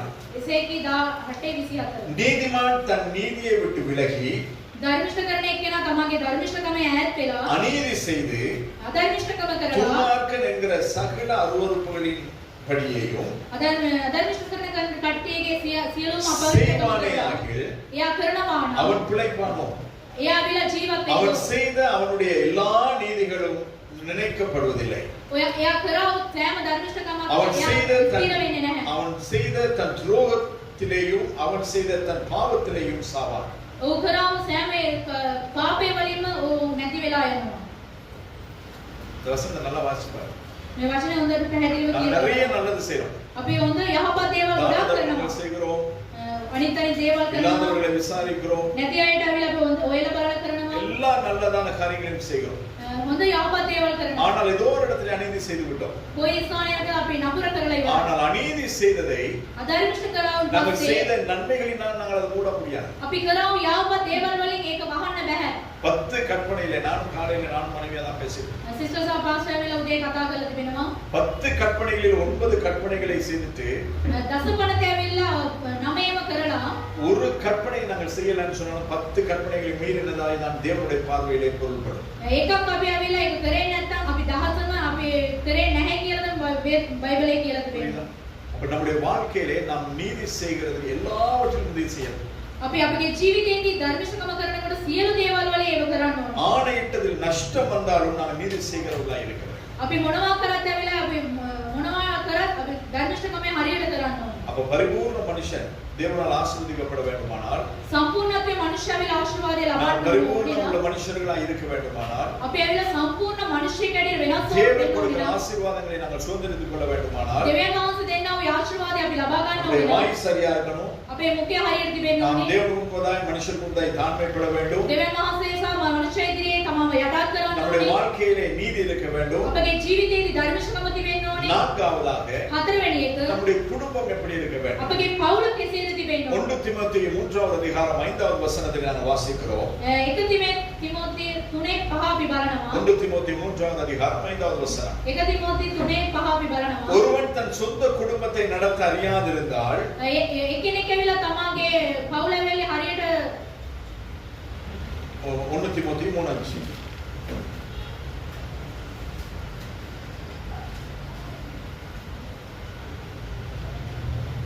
නමුත් යමෙක් තමාගේම පවුල හසුරවා ගන්නට නොදන්නේ නම් ඔහු දෙවියන් වහන්සේගේ සභාව ප්‍රවේශම් කරන්නේ කෙසේද? எப்படி? நான் என் குடும்பத்தை நடத்துறது கிடையாது. මම ඇවිල්ලා තමාගේ පවුල ඇවිල්ලා හරියට අසුර ගන්නේ නැහැ. பிள்ளைங்க இஷ்டப்படி வாழுது நடக்குதுங்க. තමාගේ දරුවන් ඇවිල්ලා ඒගොල්ලන් කැමති විදියට ඒගොල්ලන් பிள்ளைங்க ජීවත් වෙනවා. இஷ்டப்படி வாழ்ந்துட்டு இருக்குதுங்க. මගේ දරුවන් ඇවිල්ලා තමාගේ කැමති විදියට ජීවත් වෙනවා. ஆனா நாங்க சபையில போயிட்டு අපි සභාවේ ගිහිල්ලා இந்த குடும்பம் ஏன் இப்படி இருக்குது? මේ පවුලයි මේව ඉන්නේ. அந்த குடும்பம் ஏன் அப்படி இருக்குது? ඒ පවුලයි මේව அந்த තිබෙන්නේ. சிஸ்டர் ஏன் இப்படி செய்றாங்க? මේ සිස්ටර්යි මේව இந்த කරන්නේ. பிரதர் ஏன் இப்படி මේ நடக்குது? බ්‍රදර්යි මේව කරන්නේ. பேச முடியுமா? කතා කරන්න පුළුවන්ද? බැහැ. என்னுடைய குடும்பத்தை கர்த்தர் எனக்கு கொடுத்திருக்கிறார். முதலாவது பார்க்கும்படி. මගේ පවුල මගේ දෙවියන් වහන්සේ මට දීලා තිබෙනවා මම හරියට බලන්න ඕනේ அப்ப කියලා. என்னுடைய குடும்பத்தை நான் சரியான விதத்திலே அதை பராமரித்து தேவன் பிரியப்படுகிற விதத்திலே சமுதாயம் அங்கீகரிக்கிற விதத்திலே என்னுடைய பிள்ளைகள் குடும்பத்தை நான் நடத்தாத பட்சத்திலே මගේ පවුල ඇවිල්ලා දෙවියන් වහන්සේට ඒ වගේම මේ සියලු දේවල් වලට උන්වහන්සේගේ හරියට අසුර වෙනකොට පවුල நான் மத்த பிள்ளைகளை நாம விசாரிக்க முடியாது. අනිත් දරුවන් ගැන අපි ඇවිල්ලා සෝදිසි කරලා බලන්න හොඳ නැහැ. ஒரு பழமொழி இருக்கு தமிழ்ல. நிறைய பழமொழி இருக்கு. இதுல ஒரு மொழி. ஏதாவது சொல்லுங்க பரவாயில்ல. அதாவது ஊராம் பிள்ளையை ஊட்டி வளர்த்தா தான் பிள்ளை தானா வளரணும். අනිත් ළමයි ඇවිල්ලා ඔක්කොම දීලා අපි ඇදුවන් පස්සේ තමන්ගේ දරුවෝ හරියට ඇදෙනවලු. வளருமா? එහෙම හැදෙයිද? அது வளராது. එයා එහෙම හැදෙන්නේ නැහැ. ஏன் பிள்ளைக்கு முதல்ல ஊட்டணும்? තමන්ගේ දරුවන්ට හොඳට කවන්න ඕනේ. ஏன் பிள்ளைக்கு சாப்பாட்டை கொடுக்கணும்? කෑම දෙන්න ඕනේ තමන්ගේ ஏன் දරුවන්ට. பிள்ளைக்கு நல்லா உடுத்து கொடுக்கணும்? තමන්ගේ දරුවන්ට ඇවිල්ලා ඇඳුම ஏன் දෙන්න பிள்ளையை ඕනේ. குளிப்பாட்டணும்? තමන්ගේ දරුවෝ හොඳට නාවන්න. ஏன் பிள்ளை குளிக்க மாட்டான்? තමන්ගේ දරුවෝ හොඳට பக்கத்து வீட்டுல නාවන්න. பிள்ளைய பார்த்து சொல்றாங்க குளிக்கவே மாட்டான் போல இருக்குது. එයා නාන්නේම නැහැ නේද? இல்ல இவங்க போய் சோப்பு தேய்ச்சி விடுற மாதிரி. මේගොල්ලෝ සබන් දාලා යනවා වගේ. இவன் பாத்ரூம் போறதும் தெரியாது வெளியில வாரதும் தெரியாது. බාත්රූමේ යන එකක් දන්නේ නැහැ එන එකක් பல்லு விளக்குறானும் தெரியாது. දත් මදිනවද කියලා ஆனா දන්නේ அந்த பிள்ளையோட பல்லு மஞ்சள் மஞ்சே இருக்குது. එයාගේ දත් ඇවිල්ලා කහ පාටින්ම තියෙනවා இப்படிதான் நம்ம வாழ்க்கை. මේක තමයි අපේ ජීවිතය இது இல்ல வாழ்க்கை. මේක නෙමෙයි ජීවිතේ எனக்கு கொடுத்த குடும்பத்தை நான் பார்க்கிறேன். අපිට දීලා තිබෙනවා පවුල අපි හරියට අසුරවා அதுக்கு பிறகு மத்தவங்களை பார்க்கணும். ඊට පස්සේ ඇවිල්ලා අනිත් අය ஆனா බලන්න. மத்தவங்களை பார்க்கிறதுக்கு ஆண்டவர் நமக்கு அனுமதி கொடுக்கல. අනිත් අය බලන්න දෙවියන් වහන්සේ අපිට අවසර දීලා නැහැ. மத்தவங்களுக்கு நன்மை செய்யறதுக்கு தான் கர்த்தர் நமக்கு அனுமதி கொடுத்திருக்கிறார். අනිත් අයට යහපත් කරන්න තමයි උන්වහන්සේ அப்ப ஒருவன் தன் சொந்த குடும்பத்தை நடத்த அறியாதிருக்கும் பொழுது එක් මිනිහෙක් ඇවිල්ලා තමන්ගේ පවුල ඇවිල්ලා හරියට අසුරවා ගන්නේ නැත්නම් தேவனுடைய சபை எப்படி விசாரிக்க முடியும்? දෙවියන් වහන්සේ කොහොමද මේ සභාව වෙවසින් බලාගන්නේ? ஏன் புள்ள கண்ட மாதிரி இருக்குது. තමන්ගේ දරුවලා ඒ තාලෙට එයා ඉන්නවා. மத்த பிள்ளைய மத்தவங்க பிள்ளைட அம்மாட்ட போய் சொல்றது. අනිත් දරුවගේ අම්මට ගිහලා කියනවා. சிஸ்டர் உங்க பிள்ளைக்கு கொஞ்சம் மாறி தானே கொஞ்சம் பொறுமையா பேச சொல்லு. එයා කට වැඩි ටිකක් වෙවසින් කතා කරන්න කියනවා. அது எப்ப பார்த்தாலும் துரு துருன்னு அங்கங்கெல்லாம் ஓடிக்கிட்டு இருக்கு. එයා ඒට මෙහෙට දුවදුව ඉන්නවා. அதை புடிச்சு வைங்க. එයා ටිකක් කලවල තියාගන්න. ஏன்னா இவங்க எல்லாம் சமணசையா பொத்து போட்டிருக்காங்க. இங்க எல்லாம் பிசாசு குட்டிகளா இருக்குது. මේ ඔක්කොම යක්ෂ அதுதான் බඩ பேசுறது. එහෙම තමයි කතා சில කරන්නේ. நேரங்கள்ல வந்து சபை மக்களுடைய பார்வையில் என்னன்னா සභාවේ කටේ ඇස්සෙම නම් ஊழியக்காரண்ட பிள்ளைகள் வந்து நேர வானத்திலிருந்து ஆண்டவர் போடுறோம் நம்ம டக்குன்னு முடிச்சிட்டோம் அப்படி. මේ සේවය කරන කට්ටිය කියලා දරුවන්ගේ ආසෙ ඉඳලා දාන එහෙම අල්ලගන්න. அதனால அந்த பிள்ளைகள் ஓடாது. ඒ ඉඳලා දරුවන් වෙලා දුවන්නේ නැහැ. ரெக்கை அடிச்சுட்டு அப்படி ஒரு இடத்துல ஹalleluya சேனைகளின் கர்த்தர் பரிசுத்தர் பரிசுத்தர் பரிசுத்தர் அப்படின்னு சொல்லிட்டு இருக்கணும் நினைப்போம். පියාට දාගෙන දෙවියන් සේනාවල දෙවියන් වහන්සේ සුදුසුයි සුදුසුයි කියන එක ඒගොල්ලන්ගේ සිතුවිල්ල. இதுவும் புள்ளதான். මේකත් දරුවන් තමයි. இந்த புள்ள ஓடுனா இந்த பிள்ளையும் ஓடும். මේ දරුවා දුවනවා නම් ඒ දරුවා දුවනවා. இந்த புள்ள ஓடலன்னா இந்த பிள்ளைக்கு ஏதோ ஒரு பிரச்சனை இருக்குது. මේ දරුවා දිව්වේ නැත්නම් මොකක් හරි ප්‍රශ්නයක් அதுதான் நாம போய் கேட்கணும். ඒක තමයි ආන්න ඕනේ. ஏன் உங்க பிள்ளையோட தலையே நிக்க மாட்டேங்குது? ඒ වගේ දරුවා එහෙම කෙලින් ඔළුව තිබෙන්නේ ஏன் නැහැ. உங்களோட புள்ள இத்தனை வயசாகி ஏன் நடக்கல? අවුරුදු මෙච්චර වෙලා තැයි ඇවිදින්නේ அதை නැහැ. விசாரிங்க. ඒක விசாரிக்க வேண்டியது விசாரிக்கிறது கிடையாது. හොයලා බලන එක ඔයාලට නෑ. எதெல்லாம் விசாரிக்க கூடாது அதை போய் விசாரிக்கிறது. මොනවද හොයන්න නැතුව ඉන්න ඕනේ ඒක තමයි හොඳට හොයන්න. காய்ச்சல் நீக்கிட்டு பார்க்க பெம்பஸ் போட்டுருக்காங்க. පැම්පස් එක දාලා කියලා බලන්න. அதையும் உனக்கு ඒ මොකටද அவங்க ඔයාලට? போடுறாங்க போடல එයා දානව නැතුව ඉන්නවා. சூப் பண்ணாத வரையிலும் ஹalleluya. චූ කරන්නේ නැති එකට හලෙලුයා. சூப் பண்ணாதான் விசாரிக்கணும். චූ කරනකොට තමයි ඒක இதுதான் நம்ம තමයි. பழப்பாயிருச்சு. මේක තමයි අපගේ இப்ப ඇවිල්ලා நம்ம වැඩ. குடும்பத்துல இவ்வளவோ வச்சுட்டு අපේ පවුල තුළ මෙච්චර දේවල් நம்ம තියාගෙන பிள்ளையோட வாழ்க்கையிலே என்னுடைய வாழ்க்கையிலே நான் இவ்வளவு வச்சுட்டு අපගේ ජීවිතේ අපේ පවුල තුළ ඇවිල්ලා මෙච්චර දේවල් තියාගෙන மத்தவங்களை போய் பேசி பார்க்கறது. අනිත් අය ගිහිල්ලා බලනවා. அதை கர்த்தர் அனுமதிக்கவில்லை. ඒක දෙවියන් වහන්සේ ඇවිල්ලා අපිට දීලා නැහැ. நோவா නෝවා தன்னுடைய குடும்பத்தை காத்துக்கொண்டார். තමන්ගේ පවුල ඇවිල්ලා හරියට අසුරවා ගත්තා. அப்ப நான் என்னுடைய குடும்பத்தை காத்தேன். මම මගේ පවුල ඇවිල්ලා හරියට අසුරවා ගන්නවා. ஆண்டவர் வரும் பொழுது நான் அவரோடு கூட போகிறதற்கு என்னுடைய குடும்பம் ஆயத்தமாயிருக்கிறேன். දෙවියන් වහන්සේ එන විට එයත් එක්ක යන්න මගේ පවුල ඇවිල්ලා සූදානම් என் වෙනවා. குடும்பத்தை விட்டுட்டு මගේ පවුල என் අතහැරලා சபையில இருக்க அத்தனை பேரையும் நான் கொண்டு போறதுக்கு முயற்சி பண்ண முடியாது. සභාවේ ඉන්න සෑම පවුලක්ම අරගෙන යන්න මේ වුණාත් ඒක බෑ. என் சபை வரணும். මගේ සභාවේ என்ன ඉන්න கர்த்தர் எனக்கு கொடுத்திருக்கிற பிள்ளைகள். දෙවියන් වහන්සේ මාට දීලා තිබෙනව ஆனால் පවුල. அதற்கு முன்பதாய் கர்த்தர் எனக்கு ஒரு குடும்பத்தை கொடுத்திருக்கிறார். ඒකටත් කලින් දෙවියන් වහන්සේ ඇවිල්ලා පවුලක් දීලා அந்த තිබෙනවා. குடும்பத்தை நான் பாதுகாக்க வேண்டியது என்னுடைய பொறுப்பு. ඒ පවුල ඇවිල්ලා හරියට අසුරාගෙන ආරක්ෂා කරන එක අපගේ அப்ப යුතුයකම. என்னுடைய குடும்பத்தை நான் சரியாய் விசாரிக்காதபடி மற்றொரு குடும்பத்துக்கு நான் போய் விசாரணைக்காரனா இருக்க முடியாது. අපගේ පවුල ඇවිල්ලා හරියට තියන්න නැතුව අනිත් අය ඇවිල්ලා සෝදිස්ස කරලා බලන එක ඔය அப்போஸ்தலர் බලන්නේ. நடவடிக்கைகள் 10வது அதிகாரம் 2வது வசனத்திலே நாம் வாசிக்கிறோம். ක්‍රියා 10 2 අපි බලනවා. கொர்நேலி என்று சொல்லப்படுகிறதான மனுஷனை குறித்து அந்த 10வது அதிகாரத்தில் பார்க்கிறோம். කොර්නේලිය කියන කෙනාගේ ගැන මේ ගාවන පරිච්ඡේදයේදී අපි அந்த බලනවා. கொர்நேலி என்று சொல்லுகிறவன் මේ කොර්නේලියන් කියන්නේ கிரியா தானியேலா அவன் தேவ பக்தி உள்ளவனும் මේ මිනිසයා ඇවිල්ලා දෙවියන් වහන්සේගේ බය தன் එක්කනේ வீட்டார் அனைவரோடும் தேவனுக்கு பயந்தவனுமாய் இருந்து තමගේ ගෙදර සියල්ලන් සමග දෙවියන් වහන්සේට ගෞරව දෙන එක්කනේ. ஜனங்களுக்கு மிகுந்த தான தர்மங்களை செய்து සෙනගට ඇවිල්ලා බොහෝ දේවල් දීලා எப்பொழுதும் தேவனை நோக்கி ஜெபம் பண்ணி கொண்டிருந்தான். දෙවියන් වහන්සේට නිතරම යාඥා කරමින් සිටියා. அந்த கொர்நேலி யாரு? මේ කොර්නේලියස් කවුද? 100க்கு அதிபதி 100ට முலாதேன். அப்ப 100க்கு அதிபதியான கொர்நேலியோ මේ 100ට මුලාදෑනියා වුණා මේ அவனுக்கு கீழே කොර්නේලියස්. 100 பேர் வேலை செய்றாங்க. යාට යටට ඇවිල්ලා 100ක් විතර වැඩ அந்த කරනවා. 100 பேரோடு கூட அவன் அந்த 100 பேரை அவன் வைத்து பராமரித்தாலும் මේ වැඩ කරන 100 දෙනාම එයා වෙලා ඔක්කොම ඔයලා බලලා එයා යාගේ அவன் தேவ பக்தி உள்ளவனும் දෙවියන් වහන්සේගේ බය වෙලා அவன் வீட்டார் அனைவரோடும் கூட தேவனுக்கு பயந்தவனும் තමාගේ ගෙදර සියල්ල සමග දෙවියන් වහන්සේට බය වෙලා தன்னோடு கூட சேர்ந்து ஆராதிக்கிறவர்கள் தன்னோடு கூட சேர்ந்து வேலை செய்கிறவர்களை விசாரிக்கிறவனும் තමන්ත් එක්ක නමස්කාර කරන තමන්ත් එක්ක වැඩ කරන කට්ටියගේ හොයලා බලලා யார் யாருக்கு என்னென்ன தேவைகள் உதவிகள் உபகாரங்கள் தேவை அதை செய்கிறவனுமா இருந்தான் என்று சொல்லி நாம் வேதனை பார்க்கிறோம். කාට කාටද මොන අවශ්‍යතාවය ඕනේ කියලා ඒක හොයලා බලලා ඒගොල්ලන්ට කරන එක්කෙනෙක් කියලා අපි බයිබලයේ மாத்திரமல்ல அவன் எப்பொழுதும் தேவனை நோக்கி ஜெபம் பண்ணி கொண்டிருந்தான். ඒක විතරක් නෙමෙයි එයා හැම නිතරම දෙවියන් වහන්සේට යාඥා කරපු එක්කෙනෙක්. அவன் 100க்கு அதிபதி. එයා 100ට මුලා දැනියා. நமக்கு கீழ 100 பேர் வேலை செய்றாங்க. අපි යටතේ ඇවිල්ලා 100 දෙනෙක් වැඩ කරනවා. நம்ம வீட்ல 100 பேர் இருக்காங்க. අපි ගෙදර ඇවිල්ලා 100 දෙනෙක් ඉන්නවාද? நம்ம வாழ்க்கை எப்படி இருக்கு? අපේ ජීවිතේ කොහොමද? சிங்களத்திலும் ஒரு வாக்கியம் உண்டு. සිංහලෙන් වචනයක් තිබෙනවා. என்ன? බාංග. இந்த ஏதாவது சொன்னா ஏதாவது இடக்கு முடக்கா தான் இருக்கும் அப்படின்னு நீங்க நினைப்பீங்க. அது உங்க மனசுல ஃபிக்ஸ் ஆயிடுச்சுன்னா அது ப்ளீஸ் லார்ட். මෙයා මොනවා කියවත් මොකක් හරි කියයි. சிங்களத்துல சொல்லுவாங்க. සිංහලෙන් කියනවා. பல்லට ඇති වැඩ குත්නේ. ஹீங் கமன குත්නේ.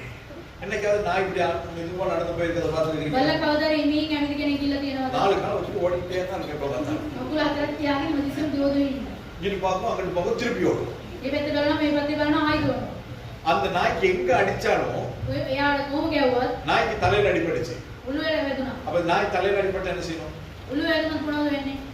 කරන්න ඕනේ. இங்க ஒருத்தர் நாயை பார்த்து இல்லைன்னு நினைக்கிறேன். நாய்க்கு எங்க அடிச்சாலும் காலை தான் தூக்கிட்டு ஓடும். பார்த்துருக்கீங்களா? ඔය ගැව්වත් කකුලම උස්සගෙන දුවන්නේ. இந்த இதெல்லாம் எங்க போனது பார்த்து யோசிக்கிறோம்.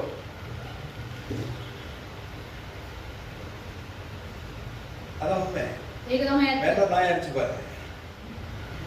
බල්ලෙක් කොතාල වරන්. அடிச்சா எங்க அடிபட்டான், மேல அடிபட்டாலும் சரி தலையில அடிபட்டாலும் சரி அது காலை தான் தூக்கிட்டு ஓடும். උළුවේ වැදුනත් කොයේ වැදුනත් එයා කකුලම උස්සගෙන දුවන්නේ. சரியா? அதுக்கு நாய் கட்டிக்கிற நாய் அடிக்கிறாங்க, அப்ப நீங்க அந்த பக்கத்துல போக முடியாது. சரியா? அப்ப நம்ம என்ன செய்ய வேண்டியவனா இருக்கிறோம்? நம்ம ஜெபிக்க வேண்டியவனா இருக்கிறோம். අපි යාඥා කරන්න ඕනේ. நமக்கு கொடுத்த குடும்பத்தோடு கூட අපිට දීලා තිබෙනා පවුලත් එක්ක நான் எப்பொழுதும் தேவனை நோக்கி கூப்பிட்டுட்டே இருக்கேன். අපි දෙවියන් වහන්සේ දෙස බලාගෙන අපි කන්නලව කරමින් எப்பொழுதும் සිටිනවා. நமக்கு அந்த கனெக்ஷன் இருந்துட்டே இருக்கு. හැමදේම ඒක சம்பந்தத்தால. ඒ සම්බන්ධතාවය නිතරම அப்ப තිබෙනවා. அந்த நூற்று கொர்நேலியு என்ன செய்கிறான்? அவன் தேவனை எப்பொழுதும் அவன் தேவனை நோக்கி ஜெபம் பண்ணி கொண்டிருந்தான். මේ කොර්නෙලියස් හැමලා නිතරම දෙවියන් වහන්සේගේ යාඥා කරමින් සිටියා. எப்பவுமே நான் ஜெபம் பண்ணது கிடையாது. අපි නිතරම යාඥා කරන්නේ නැහැ. நிறைய பேர் சொல்றாங்க நான் எப்பவுமே ஜெபம் பண்ணிட்டு தான் இருக்கிறேன். හැමෝම කියනවා නිතරම යාඥා எப்பவுமே කරන්නේ. ஸ்தோத்திரம் பண்ணிட்டு தான் இருக்கிறேன். එම දේශ ස්තුති පූජාව දීමෙන් அதை தான் තමයි செய்ய සිටින්නේ. வேண்டும் என்று சொல்லுகிறேன். ඒක තමයි කරන්න ඕනේ ஆனா කියලා அது මම மட்டும் செய்யலாம் කරන්නේ. பத்தாது. ඒක විතරක් කරොත් මදි. குடும்பமாய் அமர்ந்து ஜெபிக்க வேண்டும். පවුලක් වශයෙන් වාඩි වෙලා යාඥා தனிமையாய் කරන්න. இருந்து ஜெபிக்க வேண்டும். අපි ඇවිල්ලා තනියෙන් යාඥා ஒரு කරන්න. தகப்பனாய் தாயாய் பிள்ளைகளுக்காய் கணவனுக்காய் மனைவிக்காய் குடும்பத்துக்காய் ஜெபிக்க வேண்டும். අපි ඇවිල්ලා නිතරම අපගේ පවුල කට්ටිය උදෙසා අපි යාඥා කරන්න. யோசுவா 24வது அதிகாரம் 15வது வசனத்திலே நாங்கள் பார்க்கிறோம். යෝසුවා 24 අපි 15 බලනවා. யோசுவா 24:15. යෝසුවා 24 15. கர்த்தரை சேவிக்கிறது உங்களுக்கு உங்கள் பார்வைக்கு ஆகாததாய் கண்டால் பின்னே யாரை சேவிப்பீர்கள் என்று இன்று தெரிந்து கொள்ளுங்கள். நதிக்கு அப்புறத்திலே உங்கள் பிதாக்கள் சேவித்த தேவர்களை சேவிப்பீர்களோ, நீங்கள் வாசம் பண்ணுகிற தேசத்து குடிகளாகிய எமோரியரின் தேவர்களை சேவிப்பீர்களோ, நானும் என் வீட்டாருமோ என்றால் கர்த்தரையே சேவிப்போம் என்றார். මාද මගේ නිවසේ වැසියෝද ස්වාමීන් වහන්සේටම නමස්කාර කරන්නේ කියලා යෝසුවා කියනවා. நானும் என் வீட்டாரும் என்ன செய்யணும்? මම සා මගේ නිවසේ වැසියෝද මොනවද කරන්න ඕනේ? கர்த்தரையே சேவிக்கணும். ස්වාමීන් වහන්සේටම නමස්කාර කරන්න. கர்த்தரை சேவிக்கிறது என்றால் என்ன? ස්වාමීන් වහන්සේ නමස්කාර කරන්නේ කියන්නේ මොනවද? சேவிக்கிறது என்ன? මොනවද? ஊழியம் செய்யும். සේවාව කරන එක. நானும் என் வீட்டாருமோ என்றால் මාද මගේ නිවසේ සිටින සියලු දේවද கர்த்தருக்கே ஊழியம் செய்யும். දෙවියන් වහන්සේටම සේවය කරන්න ඕනේ. உங்க அப்பா உங்க குடும்பத்தை வாழ வைக்க வேலை செய்றாரு. තමගේ පියාවිලා තමගේ පවුල ඇවිල්ලා හොඳට உங்களுடைய තියාගන්න அம்மா உங்க பிள்ளைகளை குடும்பத்தை விசாரிக்கிறதுக்கு சமைத்து உடுப்பு கழுவி தோச்சி மடிச்சு அடுக்கி இதெல்லாம் செய்து அம்மா விசாரிக்கலாம். මම ඇවිල්ලා මේ සියලුම දේවල් කරලා ඇවිල්ලා සියලුම දේවල් හොයලා බලලා කරනවා. பிள்ளைகளே ஒரு எதிர்பார்ப்போடு கூட வளர்க்குறாங்க. பிள்ளைகளை எங்களை கடைசி நாள்ல பார்க்கணும். දරුවන් ඇවිල්ලා බලාපොරොත්තු වෙන හදනවා අන්තිම කාලේදී බලයි කියලා. ஆனா அப்படி ஏதாவது நடந்துச்சுன்னா அழிச்சிருங்க. ඒ වගේ සිතුවිල්ලක් තිබෙනවා නම් ඒක මකල ගන්න. ஏன்னா அநேகமான பிள்ளைகள் இனிமேல் யாரும் பார்க்க போறது கிடையாது. බොහෝ දරුවන් ඇවිල්ලා කාවත් කවුරුත් බලන්නේ නැහැ. எப்படா இங்க இருந்து கலந்து போகணும் தான் பார்த்துட்டு இருக்குதுங்க. කොයි වෙලාවෙද යන්නේ කියලා තමයි බලාගෙන ඉන්නේ. நமக்கு துணை கர்த்தர் மட்டும்.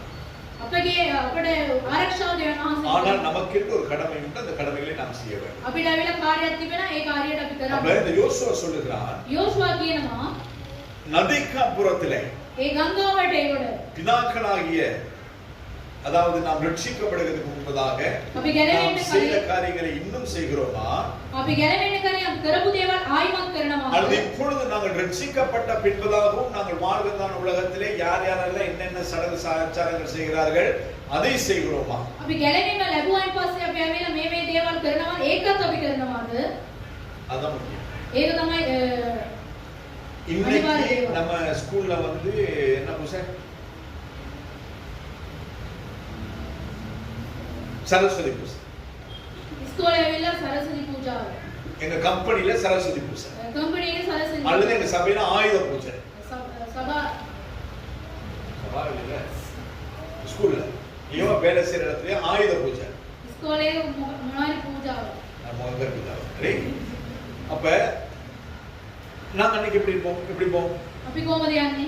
எல்லாரும் வேட்டி கட்டி வராங்க, அதனால நாங்களும் வேட்டி கட்டிப்போம். හැමෝම වේස්ටි යනගෙන යනවා ඒ හින්දා අපිත් இன்னைக்கு යනවා. எல்லாரும் தாவணி பாவாடை கட்டி போறாங்க, நாங்களும் தாவணி பாவாடை கட்டிப்போம். දාමි පාවඩ ඇඳගෙන යනවා ඒ හින්දාත් එහෙම. எல்லாரும் பூ வச்சிட்டு போறாங்க, நாங்களும் பூ வச்சிட்டு போவோம். ඔව් හැමෝම ඇවිල්ලා මල් තියාගෙන යනවා. எல்லாரும் கைக்கு மேகண்டி போட்டுட்டு போறாங்க, ஆனா நாங்களும் மேகண்டி போட்டுட்டு போவோம். හැමෝම මේ දැන් තියාගෙන යනවා මාත් එහෙම යනවා. சரியா? ඒක හරියද? ஆண்டவர் அங்க இருந்தா நம்மளை கூட்டிட்டு வருவாரு. එතනින් තමයි දෙවියන් වහන්සේ අපේ කැඳ වෙනවා. அது செய்யலைன்னா அவங்க எங்களை ஏத்துக்க மாட்டாங்க. ඒක කරේ නැත්නම් ඒගොල්ලෝ අපිව පිළිගන්නේ නැහැ. அது செய்யலைன்னா அவங்க எங்களை ஒதுக்கி வச்சிருவாங்க. එහෙම කරේ නැත්නම් ඒගොල්ලෝ ආවිලා අපිව අයින් කළා දානවා. நான் என் ஆண்டவரை ஏற்றுக்கொண்ட பொழுது දෙවියන් වහන්සේ පාලකතුම දැනගත්තයින් පස්සේ எங்க அம்மா சொன்னாங்க, நீ எனக்கு பிள்ளை இல்லை, நானும் அம்மா அப்பாவும் இல்லை. ඔයා මට දරුවක් නැහැ, මම ඇවිල්ලා ඔයාට මවෙකුත් නැහැ. அது ரொம்ப சந்தோஷம். ගොඩක් සතුටුයි. ஆனா எங்க பர்த் சர்டிபிகேட்ல அப்பா பேருக்கும் உங்க பேரும் அம்மா பேருக்கும் உங்க பேரும் தான் போட்டுருக்குது. බර්ත් සර්ටිෆිකේට් එකේ අම්මට ඔයා මේ නම තාත්තගේ නම තමයි ஆனா දාලා. அதையும் தாண்டிலும் என்னை என்னுடைய வாழ்க்கையில இருந்து எல்லா பாவங்களையும் நீக்கினவர் என் ஆண்டவருக்கு சொல்லி வேதம் சொல்லுகிறது. ඒකටත් වඩා සෑම පාපයෙන් මම වෙනස් කරලා උසලා ගත්තා වූ சத்தியத்தை அறிவீர்கள், சத்தியம் உங்களை விடுதலையாக்கும்னு சொல்லி இருக்கிறது. සත්‍යතාවය නුඹලා දැනගන්නවා, සත්‍යතාවය නුඹලා இன்றைக்கு நான் தேவனை அறிந்து கொண்டேன், சந்தோஷம். කවදාම දෙවියන් වහන්සේව පිළිගත්ත සතුටුයි. அப்படிதான் நான் கர்த்தரை ஏற்றுக்கொண்ட பிறகு எனக்கு வந்த பிரச்சனைகள் உபாதைகள். දෙවියන් වහන්සේව පිළිගත්තාන් පස්සේ මේක තමයි මට ආව උපද්‍රව. ஆனால் அன்று தொடங்கி இன்று வரையிலும் கர்த்தருக்கு உண்மையா இருக்க கர்த்தருக்கு நன்றி செய்கிறேன். එදා පටන් අද වනතුරු උන්වහන්සේට සැබෑව ජීවිතයක් அதே நேரத்தில் என் பெற்றோர்களை நான் இன்னும் கனப்படுத்தத்தக்கதாய் கர்த்தர் எனக்கு உதவி செய்கிறது. මව සෑම දිනකට ඇවිල්ලා කීකරුවෙන්ට උන්වහන්සේ උදව් කළා எங்க කියලා. அம்மா உயிரோட இருக்க நாள்ல நான் சொல்லுவாங்க, මව ඇවිල්ලා ජීවිතුන් අතර ඉන්න කාලේ வருஷத்துக்கு ஒரு நாளைக்கு ஆகுது. අවුරුද්දට එක වතාවක් හරි. இப்ப කවදාද? கிறிஸ்மஸ்க்கு ක්‍රිස්මස් එකට அது ஈஸ்டருக்கு නැත්නම් ඊස්ටර් එකට. எங்களோட சேர்ச்சுக்கு வரக்கூடாதா? අපිට එක්ක චර්ච් එකට එන්න හොඳ නැද්ද? வந்து நீங்க ஒண்ணு சேர்ந்தாலும் சும்மா உட்காந்துருங்க எங்க சந்தோஷத்துக்காக. අපේ සතුට ඇවිල්ලා මොකුත් කරන්න එපා. ඔයා වාඩි වෙලා ඉන්න. நான் சொல்லு சர்ச்சுக்கு வரல, வேண்டாம் வீட்டுக்கு வந்து உங்களோட இருக்கிறேன். චර්ච් එකට එන්න ගෙදරට ඇවිල්ලා ඔයත් එක්ක ඉන්න. அவங்களை சந்தோஷப்படுத்துறதுக்காக எனக்கு செய்ய முடியும். ඒගොල්ලෝ සතුටු කරන්න මට කරන්න බෑ. என்னுடைய பெற்றோரை நான் கனப்படுத்துறதுக்கு காரியங்கள் செய்யலாம். මගේ දෙමෝපියන්ට ඇවිල්ලා ගෞරව දෙන්න ඇවිල්ලා මට අනිත් දේවල් කරන්න. அதுக்காக அங்க போயிட்டு ஆராதனையில் ஈடுபட முடியாது. ඒ ගිහිලා ඒ නමස්කාරයට ඇවිල්ලා පංගු වෙන්න මට அப்ப බෑ. கர்த்தர் என்னை ரட்சித்த முகாந்திரம் ஒன்று உண்டு. දෙවියන් වහන්සේ මාට ඇවිල්ලා ගැලවීම දෙන්නා ඔය කාර්යයක් அதான் තියෙනවා. எப்பொழுதுமே நான் சொல்லுகிற காரியம். හැමදේ එමදාම මම இந்த உலகத்தில் 700க்கும் அதிகமான கோடி ஜனங்கள் உண்டு. මේ ලෝකයේ ඇවිල්ලා කෝටි ගාණක් සෙනග ඉන්නවා. இலங்கை தேசத்துல 2 கோடியே 14 லட்சத்துக்கும் அதிகமான ஜனங்கள் உண்டு. කෝටි 22කටත් වැඩිය සෙනග ඉන්නවා මේ இந்த ලංකාවේ. கம்பாவில 24 லட்சம் ஜனங்கள் உண்டு. ලක්ෂ 24ක් ඉන්නවා මේ ගම්පා දිස්ත්‍රික්කේ. இலங்கையிலேயே அதிகமான ஜனத்தொகை உள்ளது கம்பால தான். මේ ලංකාවේ ඇවිල්ලා ගම්පාවේ තමයි වැඩිපුර அப்ப සෙනග ඉන්නේ. அவ்வளோ ஜனங்களுக்குள்ள 24 லட்சத்துக்குள்ளே ලක්ෂ 24 තුල கர்த்தர் எத்தனை ஆயிரங்களை ரட்சித்திருக்கிறார்? දෙවියන් වහන්සේ දහස් ගාණක් කීයද උන්වහන්සේ ගලවලා තිබෙනවා. சொற்பம். ටිකයි. அந்த சொற்பத்திலே நானும் நீங்கள் இருக்கிறது எத்தனை பாக்கியம். ඒ ටිකෙන් ඇවිල්ලා ඔබ සමම ඉන්න එක කොච්චර භාග්‍යද? அப்ப நானும் என் வீட்டாருமோ என்றால் கர்த்தரையே சேவிக்கிறேன். මාද මාගේ නිවසේ වැසියන් ස්වාමීන් වහන්සේට නමස්කාර කරන්න ඕනේ. என்னுடைய மனைவி மக்களோடு கூட சேர்ந்து தேவனை ஆராதிக்கிறேன். අපි සියලු දෙනාත් එක්ක ඇවිල්ලා දෙවියන් වහන්සේට නමස්කාර என்னுடைய කරනවා. மனைவி மக்களோடு கூட சேர்ந்து நான் கர்த்தர் ஊழியம் செய்கிறேன். අපි පවුල කට්ටියත් එක්ක ඇවිල්ලා ඉඳලා සේවය කරනවා. அதுதான் ஒரு மனுஷனுடைய வாழ்க்கையின் ஆசீர்வாதம் ஒழிய வேற ஆசீர்வாதம் கிடையாது. ඒක තමයි දෙවියන් වහන්සේට දෙන්නා වූ ආශිර්වාද වෙන එකක්. பரிபூரண மனுஷன் බෝ සම්පත් වලින් தேவனிடத்தில் இருந்து பூர்ண ஆசீர்வாதங்களை பெறுவான். දෙවියන් වහන්සේගේ ආශිර්වාදය අපි ලබා ගන්නවා. அப்போஸ்தலர் நடவடிக்கைகள் 26வது அதிகாரம் 24வது வசனம். ක්‍රියා 24 24. 26 பெஸ்து உரத்த சத்தமாய் பவுலே நீ பிதற்றுகிறாய், அதிக கல்வி உனக்கு பைத்தியம் உண்டாக்குகிறது என்றான். පවුල් ඔබට ඔල්මාදය බෝ උගන් කමෙන් නුඹ ඔල්මාද වී සිටින්නේහිද? பெஸ்து என்ன சொல்கிறான்? පවුල් මොනවද කියන්නේ? பெஸ்து என்ன சொல்கிறான்? පෙස්තුස් මොනවද කියන්නේ? பவுலை பார்த்து පවුල් බලනවා ஒல்மாதே, ඔයාලට ඔල්මාදය உனக்கு பைத்தியம். ඔල්මාදය என்ன பார்த்து சொல்லாம சொல்றாங்க பாருங்க, எவ்வளவு நல்ல பிள்ளை. அப்படியாவது திட்டுக்கலாம்ல, ஆசைவாட பிசு உண்மாதே அப்படின்னு சொல்லுகிறான். கர்த்தரை குறித்து பேசுகிறான். ස්වාමීන් වහන්සේගෙන් කතා කරනවා. எப்படி பேசுகிறான்? அவன் சிறைப்பட்டு ராஜாக்களுக்கு முன்பதாக அவன் நிறுத்தப்பட்டிருக்கும் பொழுது, එයා ඇවිල්ලා ඉරගෙදර රජතුමා ඉදිරියේ සිටින වේලාවේදී நீங்கள் சிலுவையிலே மரிக்க ஒப்பு கொடுத்த இயேசு கிறிஸ்துவை போல ஒரு தேவன் இல்லை. ඔයගොල්ලන් කුරුසයට පත් කළා යේසුස් වහන්සේ වගේ அவர்தான் உலகத்தின் ரட்சகர். එයා තමයි මේ ලෝකේ ඇවිල්ලා ගැලවුම් அவர்தான் உலகத்தின் பாவங்களை தீர்க்க வந்த மெசியா මෙයා තමයි මේ ලෝකේ ඇවිල්ලා පාපේ නැති කරන්න என்று ආව சொல்லி මෙසියා. அவனை குற்றப்படுத்தி வைத்திருக்கும் பொழுது அவன் பேசுகிறான். තමාව ඇවිල්ලා පාපයෙන් තබා තිබෙන වේලාවෙදී එයා කතා කරනවා. அந்த பேச்சை கேட்ட அந்த ராஜாவும் அதிகாரி என்ன செய்யலாம்? ඒ වචනේ ඇහුවා ඔය රජතුමා මොනවද அவர் කරන්නේ? டென்ஷன் ஆயிட்டாரு. එයා ඇවිල්ලා කේන්ති වුණා. இப்படியே அவனை பேச விட்டுட்டு இருந்தா கடைசியில நானும் ஞானஸ்தானத்துக்கு எங்க வரணும்னு கேட்க வேண்டியதாயிடும். මේව කතා කර කර හිටියොත් මම බෞතිස්මට කොහෙද එන්න ඕනේ කියලා අහන්න වෙයි. அதனால அவன் என்ன சொல்றான்? அவன் பேச ஆரம்பிச்சான். එයා කතා කරන්න පටන් நீ ගත්තා. லூசு மாதிரி பேசாத, ඔල්මාදේ ඇවිල්ලා කතා பைத்தியக்கார කරනවා. மாதிரி பேசாத. ඔල්මාදේ කතා நீ කරන්නේ. படிச்சது உனக்கு பைத்தியம் உண்டாயிருச்சு. ඔයා ඉගෙන ගත්ත ඉන්න ඔයාලට ඔල්මාදේ වෙලා තිබෙන්නේ. அதிக கல்வி உடலுக்கு இல்லை. எப்போ இளவல் எக்ஸாம்? 10 இந்த மாசமா? ஹalleluya. இன்னும் 8 நாட்கள் உண்டு. படிச்சதெல்லாம் அப்பதான் வெளியில வரும். ನನಗೆ ದೇವರ ಇದಾಳ තමයි එළියට එන්නේ. போனது மண்டையில போனது வெளியில வரும், வாய்க்குள்ள போனது வெளியில வரும். ரோடிக்கு தேவா கட்டை வெளியில வராதனால பேனையை வச்சு கண்டிப்பாங்க வருது. இங்க வரவே மாட்டேங்குது அப்படின்னு. சிலர் பார்த்துருக்கீங்களா? நாங்க படிக்கிற நாட்கள்ல பின்னுக்கு ரேசர் இருக்காது, பார்த்தா வாய்க்குள்ள இருக்கும். அந்த அவ்வளோ டென்ஷன். அதே போல இந்த நேரத்தில் சொன்னாங்க, நீ பைத்தியக்காரனை போல பிதற்றுகிறாய். මේ ස්ථානයේ තේම තමයි කියන්නේ ඔල්මාද වෙලා நீ කතා இயேசுவை කරනවා. குறித்து அறிந்து கொண்டதும் நீ கற்றுக்கொண்டதும் உனக்கு பைத்தியம் உண்டாயிடுச்சு. යේසුස් වහන්සේ ගැන ඉගෙනගත්තු දේවල් ඔයාට මේක ඔල්මාදයක් වෙලා. ஆண்டவரை குறித்து அறிமுகம் இருக்கிறார். දෙවියන් වහන්සේගේ ඥාණය තිබෙනවාද? அவர் எப்பேற்பட்டவர்? උන්වහන්සේ කොයි වගේ කෙනෙක්ද? என் தேவன் யார்? මගේ දෙවියන් වහන්සේ කවුද? அவர் என்னென்ன செய்திருக்கிறார்? උන්වහන්සේ මොනවද කළා அவர் තිබෙන්නේ? என்ன செய்கிறார்? මොනවද කරන්නේ? அவரால் என்ன செய்ய முடியும்? උන්වහන්සේ මොනවද කරන්න පුළුවන්? தெரியுமா நம்ம தேவன் யாருன்னு சொல்லி? ඔයගොල්ලන් දන්නවා අපේ දෙවියන් වහන්සේ කවුද කියලා? தொடர்ச்சியாய் பேசும் பொழுது அப்போஸ்தலர் 26, 28, 29 நாங்கள் வாசிக்கிறோம். ක්‍රියා 26 28 29 අපි බලනවා. அப்பொழுது அகிரிப்பா பவுலை நோக்கி, එවිට ඇවිල්ලා අග්‍රිපා කතා කොට நான் கிறிஸ்தவனாகிறதற்கு මම ක්‍රිස්තියානිකාරයෙක් கொஞ்சம் වුණා. குறை நீ என்னை சம்மதிக்க பண்ணுகிறாய் என்றான். அதற்கு பவுல், நீ மாத்திரமல்ல, இன்று என் வசனத்தை கேட்கிற யாவரும் கொஞ்சம் குறைய மாத்திரமல்ல, இந்த கட்டுகள் தவிர முழுவதும் என்னை போலாகும்படி தேவனை வேண்டிக் கொள்கிறேன் என்கிறான். එවිට පවුල් කතා කොට ඔබ පමණක් නොව අද මාගේ වචනය අසන සියල්ලන්ද වැඩියෙන් හෝ අඩුවෙන් හෝ මේ බැඳුම් හැර මා වගේ වෙනස් ලෙස දෙවියන් වහන්සේට යාඥා කරමි කීවේ. அதாவது பவுல் அகிரிப்பா ராஜாவுக்கு முன்பதாக கட்டப்பட்டவனாய் இருக்கிறான். පවුල් ඇවිල්ලා අග්‍රිපා රජතුමා ඉදිරියේදී ගැටගාලා තිබෙනවා. அந்த நேரத்தில் அவன் யாரை குறித்து பேசுகிறான்? ඒ වෙලාවේදී කවුද ගැන කතා කරන්නේ? கிறிஸ்துவை குறித்து பேசுகிறான். ක්‍රිස්තුස් වහන්සේ ගැන කතා කරනවා. அப்போ ஒரு மனிதன் பரிபூரணமான மனிதனாகவும் தேவனால் ஆசீர்வதிக்கப்பட வேண்டுமானால் ඒක මනුෂ්‍යයෙක් ඇවිල්ලා දෙවියන් වහන්සේ තුල සම්පූර්ණ වෙලා ආශිර්වාදය ලැබෙන්න அவன் ඕනේ නම් எப்பொழுதும் கிறிஸ்துவை மற்றவர்களுக்கு பேச வேண்டும். හැම දවස්වලම ක්‍රිස්තුස් වහන්සේව අනිත් අයට කියන්න ඕනේ. சமயம் வாய்த்தாலும் வாய்க்காட்டாலும் பேசணும். කාලේ තිබුණත් නැතත් කතා කරන්න. வாய்ப்பை ஏற்படுத்தி கொண்டு பேச வேண்டும். ඒ කාර්ය තියාගෙන කතා කරන්න ඕනේ. இன்னும் அதிகமாக இருக்கிறது. நான் அதை சில வார்த்தைகளை நான் கடந்து போய் இந்த வார்த்தைக்கு வீட்டில் போய் வாசிச்சு பாருங்க. லூக்கா எழுதின சுவிசேஷம் 10வது அதிகாரம் 21 22 வீட்ல போய் வாசி. ලූක් පොතේදී කියපු පදේ කියලා කියනවා. அந்த இடத்துல நாங்கள் பார்க்கிறோம் பிதாவாகிய தேவனை குமாரன் நமக்கு வெளிப்படுத்தி இருக்கிறார். පියාණන් වහන්සේ දෙවියන් වහන්සේව පුත්‍රයාණන් වහන්සේ අපිට ඇවිල්ලා පෙන්වුවා. குமாரன் நமக்கு பிதாவாகிய தேவனை வெளிப்படுத்த யாருக்கெல்லாம் வெளிப்படுத்த சித்தமாய் இருக்கிறாரோ පුත්‍රයාණන් වහන්සේ පියාණන් වහන්සේ කාවට කාටද පෙන්වන්න උන්වහන්සේ ඇවිල්ලා සුදුසු වෙලා තිබෙන්නේ.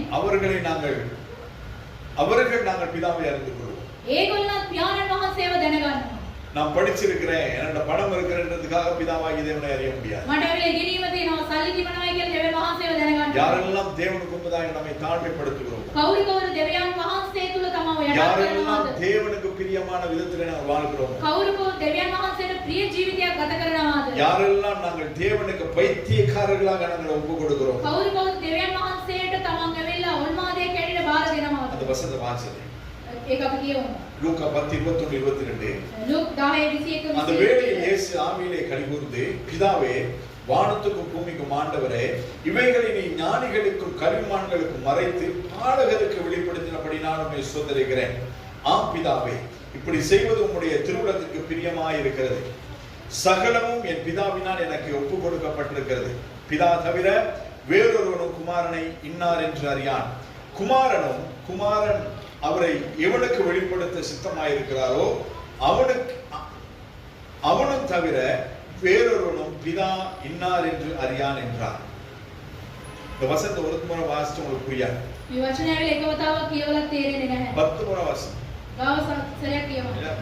புரியும் வரைக்கும் வாசி. ඔයගොල්ලන්ට තේරෙන තේක ඔයගොල්ලන් அப்ப කියවන්න. குமாரன் யாருக்கு பிதாவாகிய தேவனை வெளிப்படுத்துகிறாரோ, පුත්‍රයාණන් වහන්සේ පියාණන් වහන්සේ කාට කාටද උන්වහන්සේ குமாரன் தன்னை யாருக்கு வெளிப்படுத்துகிறாரோ පුත්‍රයාණන් වහන්සේ කාට කාටද පෙන්වනවාද? அவர்கள் மட்டும்தான் தேவனை அறிந்து கொள்ளும். ඒගොල්ලන්ට විතරමයි දෙවියන් වහන්සේව අඳුර நிறைய ගන්න. பேர் சொல்றது நான் கேட்டிருக்கிறேன், බොහෝ කට්ටිය කියනවා. நீங்களும் கேட்டிருப்பீங்க. ඔයගොල්ලන් අහලා ඇති. கர்த்தர் பேசினார், ස්වාමීන් වහන්සේ කතා කරා. ஆவியானவர் பேசினார், ආත්මයන් වහන්සේ කතා இயேசு කරා. கிறிஸ்து பேசினார், යේසුස් වහන්සේ කතා என் කරා. காதுல வந்து பேசினார், මගේ කනගාවට ඇවිල්ලා කතා படுத்திருக்கும் කරා. போது பேசினார், නිදි යනකොට කතා කරා. இப்படி நடந்து போகும்போது பேசினார். මම ඇවිල්ලා සිටිනකොට කතා என் කරා. ஆண்டவர் பேசுவார். මගේ දෙවියන් වහන්සේ කතා කරනවා. அவர் ஊமை கிடையாது. එයා ඇවිල්ලා ඔයගොල්ලෝ ஆனால் அவர் කෙනෙක් பேசுகிறதை கேட்க நாங்கள் சரியா இருக்கிறோமா என்கிறதான் கேள்வி. කතා කරන එක ඇසෙනේට අපි ඇවිල්ලා සූදානම් සිටින එක எனவே තමයි நாங்கள் ප්‍රශ්න. தகுதி உள்ளவர்களா ඒකට අපිලා සුදුසු ඇවිල්ලා நம்முடைய வாழ்க்கை எல்லா பகுதிகளையும் நாங்கள் சரி செய்து கொள்ளும் பொழுதுதான் අපගේ கர்த்தர் பேசுவார். අපගේ ජීවිතේ හැම පැත්තෙම හරි ගස්ස ගන්නකොට තමයි උන්වහන්සේ කතා இது කරන්නේ. ஒரே ஒரு காரியத்தை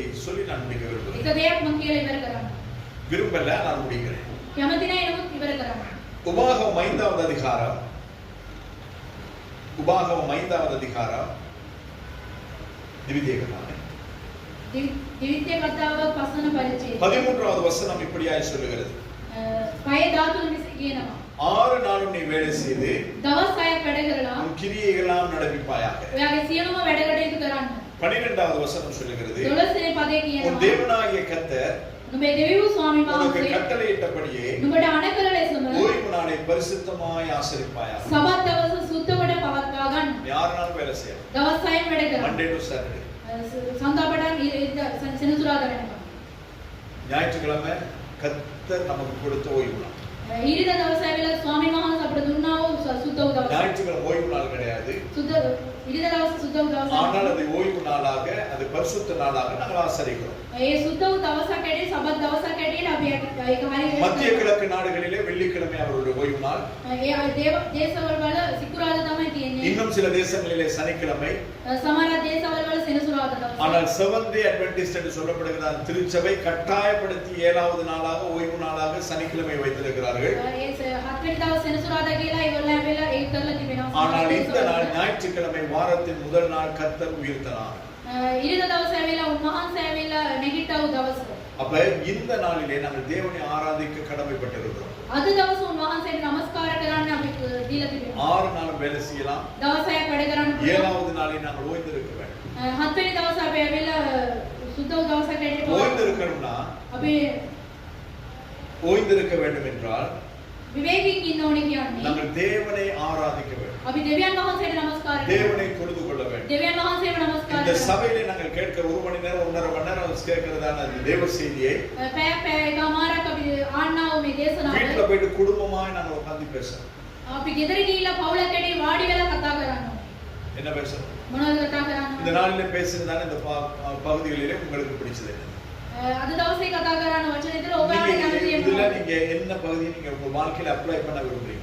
කොයි කොටස ඇවිල්ලා ඔයගොල්ලන්ගේ ජීවිතය ඇවිල්ලා ඒක හරියට කරගන්න இந்த උත්තරම. வார்த்தையின்படி எந்த ஸ்தானம் உங்கள் வாழ்க்கையில மாற்றப்படணும் அப்படின்னு நீங்க விரும்புறீங்க? මේ වචනේ තුල ඔයාගේ ජීවිතේ කොයි ස්ථානයේද ඇවිල්ලා වෙනස් වෙන්න ඕනේ කියලා ඔයා ஒரு හිතනවා. தகப்பனாய் தாயாய் பிள்ளைகளை உட்கார வச்சிருப்பையா நான் பேசிருக்கோமா? පිය කැඩින මම කැටියට අපි වාඩි වෙලා කතා කරලා තිබෙනවාද? இந்த வார்த்தையை ஆண்டவர் எங்களுக்கு தான் பேசினார், பாஸ்டர் எங்களுக்கு தான் பேசினார். මේ වචනේ ඇවිල්ලා පාස්ටර් අපිට තමයි කතා කරන්නේ. ஏன்னா பாஸ்டர் நடவடிக்கையே கொஞ்சம் நல்லா சரியில்லை. පාස්ටර්ගේ ක්‍රියාව මේ දවසම உங்களை பார்க்கறது சரியில்லை, எங்களோட பேசுறது சரியில்லை, பழகுறது சரியில்லை. அப்ப இந்தால் எங்களுக்கு தான் பேசியிருக்கிறது. එයා කතා කරන එක ඇසිරෙන එක ඔක්කොම හරියන අපිට තමයි කතා කරලා அப்ப තිබෙන්නේ. இந்தால் எங்களுக்கு குத்தி பேசியிருக்கிறது. අපිට ඇන්නලම කතා කරලා තිබෙනවා.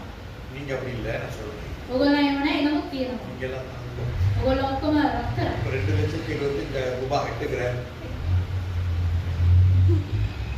அப்ப இப்படிதான் நாம் பேசிட்டு இருக்கோம். මේව තමයි අපි කතා කරන්නේ. ஆனா நம் குடும்பமாய் அமர்ந்திருந்து வேதத்தை ஆராய வேண்டும். අපි පවුලක් ඇටියට වාඩි වෙලා දෙවියන් වහන්සේගේ වචනය අපි හොයලා බලන්න. ஏதாவது புரியாத காரியங்கள் இருந்தா போன் பண்ணி கேட்கணும். මොකක් හරි තේරෙන්නේ නැති දෙයක් තිබෙනවා නම් කෝල් කරලා අහන්න පුළුවන්. டக்குன்னு நாங்க என்ன பண்றது?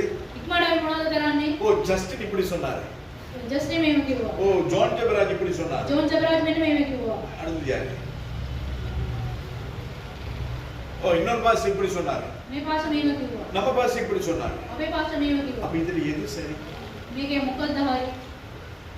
இவர் சொன்னது சரியா, இவர் சொன்னது சரியா, இவர் சொன்னது சரியா, இவர் சொன்னது சரியா? මෙයා කියපු එක හරියද මෙයා කියපු එක හරියද? சில பேர் 4 பேர் சொன்னது தப்பா இருக்கலாம். සමහරක් වෙලාවට අතර දෙනා කියපු එක වැරදි ஆனால் වෙනවා. ஆண்டவர் சரியாய் சொல்லி வைத்திருக்கிறார். ඔබගේ දෙවියන් වහන්සේ ඔක්කොම හරියට කියලා இதை எடுத்து තියෙනවා. வாசிக்க. அந்த வசனத்துல மறுபடியும் 1க்கு 10 முறை வாசிக்க. මේ වචනය ඇවිල්ලා එකට 10 ගණක් කියවන්න. அதனால நான் ஒரு வசனத்தை உங்களுக்கு விளங்கப்படுத்துகிறதுக்காக 4-5 வசனங்களை கோடிட்டு காண்பிக்கிறது அதனாலதான்.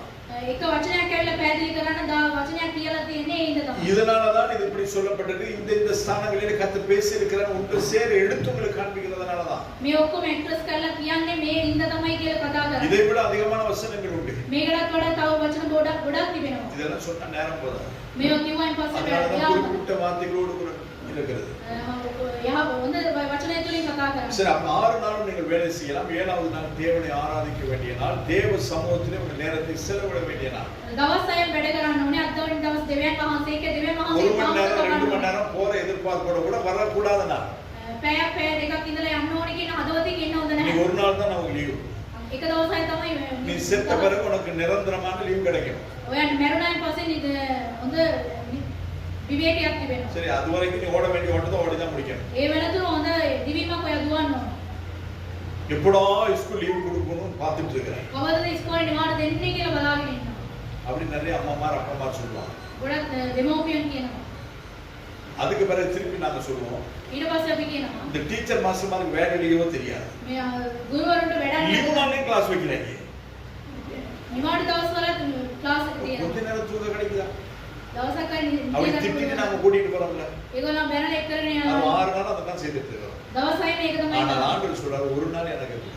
දෙවියන් වහන්සේ කියන එක දවසක් මට அந்த ஒரு දෙන්න. நாள் நாங்கள் தேவனுக்கு கொடுக்கும்போது 7 நாளைக்கு தேவையான பலனை கர்த்தர் நமக்கு கொடுக்கிறார். අපි එක දවසක් දෙවියන් වහන්සේට දෙනකොට අපිට ඒ දවස් 6ම උන්වහන්සේ ඇවිල්ලා සියලුම புலம்பல் 5வது அதிகாரம் 5வது வசனத்தை நாங்கள் வாசிக்கிறோம். විලාප ගිහි 5 අපි බලනවා. பாரம் சுமந்து எங்கள் கழுத்து நோகிறது, நாங்கள் உழைக்கிறோம், எங்களுக்கு இளைப்பாறுதல் இல்லை. අපි බර උස්සලා අපි කරේ ඇවිල්ලා සියලු දේවල් කරනවා. එනමුත් අපිට ඇවිල්ලා නිදහස නැහැ.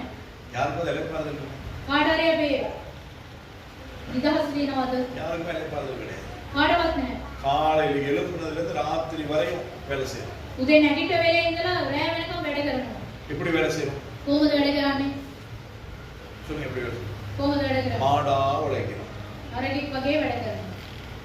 மாடு கூட படுத்து ரெஸ்ட் எடுக்க தெரியுமா உங்களுக்கு? අරට ඇවිල්ලා නිදිගෙන යා ඇවිල්ලා විවේකී ගන්නවා. மாடு கூட சாப்பிட்டு அசை போடுறது தெரியுமா உங்களுக்கு?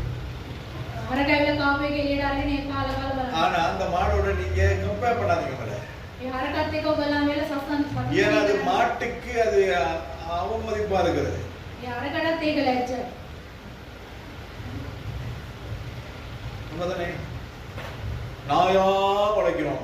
අල්ල වගේ වැඩ කරනවා. நான் ஏன் உழைக்குது? நான் ஏன் உழைக்குது? அது பாட்டுக்கு தேவையில்லாத குழஞ்சிட்டு கிடக்குது. නැති වෙලාවට ඒ පුරපුර ඉන්නවා. அதனால நாயோட கூட ஒப்பிடாதீங்க. බලත් එක්ක දුන්නා நிறைய நேரங்கள் நாங்க அப்படிதான். எல்லாம் பிசாசு செய்யறான். ඔක්කොම යක්ෂයා பிசாசு சொல்ற ஆண்டவரே நான் ஒண்ணுமே செய்யாம இங்க இருக்கேன் பாருங்க என்ன குறிச்சு பேசிட்டு இருக்காங்க. පියාණන් මම ඒවල මුකුත් කරන්නේ නැතුව நிறைய பேர் බලාගෙන ஆண்டவரை மகிமைப்படுத்துகிறது கிடையாது. எல்லாம் பிசாசுனால வந்துச்சு. நாம போய் காலை விட்டுட்டு பிசாசு அப்படின்னா என்ன ஆகும்? பிசாசா ரோட்ல சாணி போட்டு போச்சு போட்டு வந்து மாடு அதை நாங்க மாடு மாதிரி போய் மிதிச்சுட்டு நாங்க பிசாசை திட்டி என்ன பண்ண முடியும்? அதெல்லாம் பண்ணக்கூடாது இல்ல. அப்ப நாம செய்த தவறுக்கு பிசாசையோ ஆண்டவரையோ கூப்பிட்டு போக கூடாது. අපි කරනවා වැරද්දට වෙලා දෙවියන් වහන්සේව යක්ෂයාව அப்ப பாரம் சுமந்து எங்கள் கழுத்து நோகுகிறது, நாங்கள் உழைக்கிறோம், எங்களுக்கு இளைப்பாறுதல் இல்லை. අපි බර උස්සලා අපගේ වෙල්ල රිදෙනයි නමුත් අපිට අවිලා නිදහස නැහැ. ஒரே நாள் එක දවසයි $5000 ඩොලර් 5000 தேவை. எப்படி முடியும்? කොහොමද කරන්න පුළුවන්? பொருள் எல்லாம் போய் கையை வச்சுட்டு ஆண்டவரை ஏதாவது பண்ணுங்க. ඔක්කොම අත තියලා කව මොනවාරි කරන්න දෙවෙන්න. நம்மால ஒண்ணும் பண்ண முடியாது. අපිට මොකුත් කරන්න බෑ. கர்த்தரால முடியும். ස්වාමීන් වහන්සේට இப்ப පුළුවන්. நாம செய்ய வேண்டிய நாம செய்யணும், கர்த்தர் செய்ய வேண்டியது கர்த்தர் செய்யணும். අපි කරන එක අපි කරන්න ඕනේ, දෙවියන් වහන්සේ කරන එක උන්වහන්සේ நான் කරනවා. அப்படிதான் சொன்னேன். බදට මම வேலை කිව්වා. செய்கிற நாட்கள் நானும் அப்படிதான். වැඩ කරන කාලේ මමත් ඒක. ஒவ்வொரு மாதத்திலும் அங்க நம்முடைய என்னது மீட்டிங்ல டைரக்டர்ஸோட உதாரண பிறகு அவங்க தர டார்கெட் கிடைச்சு ஆண்டவரே சொல்றேன். මේ ටාගට් එක වුණාන් පස්සේ ස්වාමීනි ස්තුති වේවා. நீங்க சந்திங்க. ඔබ වහන්සේ සපයන්න. என்னிடத்துல வேலை செய்து 36 ஏரியா மேனேஜர்ஸ் இருந்தாங்க. ඒරියා මැනේජර්ස් 36 දෙනෙක්. அதுக்கு கீழே சூப்பர்வைசர்மார் நிறைய பேர்.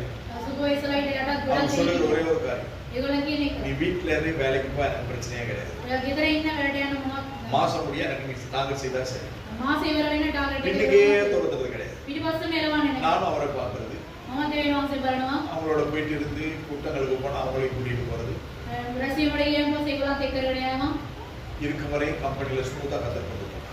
ඉන්නතෙක් ඒ කම්පැනි ඇවිල්ලා හොඳට දෙවියන් වහන්සේ அப்ப කරනවා. என்னுடைய பாரங்கள் எல்லாம் அவர் மேல வச்சிருக்கேன். මගේ බර සියල්ල දෙවියන් වහන්සේ තබන්න. அப்ப அப்படி செய்யும் பொழுது நம்முடைய பாரங்கள் வேலையை கத்தர் நமக்கு ஆசீர்வாதமாய் மாற்றுகிறது. අපි එම කරන විට උන්වහන්සේ අපගේ සෑම දේවල් ආශිර්වාදයට අරවනවා. ஆகாய் தீர்க்கதரிசி புத்தகம் 1வது அதிகாரம் 6வது வசனம். ආකාය 1:15 எக்கே ஹய 1:6 ஆகாய் 1வது அதிகாரம் 6வது வசனம். நீங்கள் திரளாய் விதைத்தும் கொஞ்சமாய் அறுத்துக் கொண்டு வருகிறீர்கள். ඔයගොල්ලෝ වැඩිපුර වපරලා ටිකක් ඔයගොල්ලෝ කපාගෙන நீங்கள் යනවා. புசித்தும் திருப்தியாகிறதில்லை, ඔයගොල්ලෝ කාල තෘප්තියටපත් වෙලා නැහැ. குளித்தும் பரிபூர்ணம் அடைகிறதில்லை. ඔයගොල්ලෝ බීලත් ඇවිල්ලා ඔයගොල්ලෝ සම්පූර්ණයෙන්පත් நீங்கள் වෙලා. வஸ்திரம் உடுத்தியும் ஒருவனுக்கும் குளிர் விடவில்லை. ඔයගොල්ලෝ ඇඳුම් අඳලත් ඔයගොල්ලන්ට ඇවිල්ලා ඒ රස්නේ கூலியை சம்பாதிக்கிறவன் තමන්ගේ ඇවිල්ලා සියලු දේවල් අම්බ කරගෙන ඉන්නවා. புத்தலான பையிலே போடுகிறவனாய் அதை சம்பாதிக்கிறான். ඊල් වාදනය තුළ දානවා වගේම එයා අම්බ කරනවා. நீங்க செய்யற வேலையில உங்களுக்கு மிச்சம் இருக்குதா? ඔයගොල්ලෝ අම්බ කරන එකේ ඔයගොල්ලන්ට ඇවිල්ලා ඉතුරුක් තිබෙනවද? உங்களுக்கு வர்ற வருமானத்துல மிச்சம் இருக்குதா? ඔයගොල්ලෝ අම්බ කරන එකෙන් ඇවිල්ලා ඉතුරුක් තිබෙනවද? இப்பதான் இந்த நாள்லயே நல்ல கேள்வி ஒண்ணு கேட்டுக்கலாம்ல. දවසේ හොඳ ප්‍රශ්නයක් අහලා තියෙනවා. அடுத்தது பாஸ்டர் நாம ஜெபிக்க போறாரு. வருமானம் பெருகணும் அவசியமே கிடையாது. ඒක ඇවිල්ලා කිසිම දෙයක් කරන්න ඕනේ.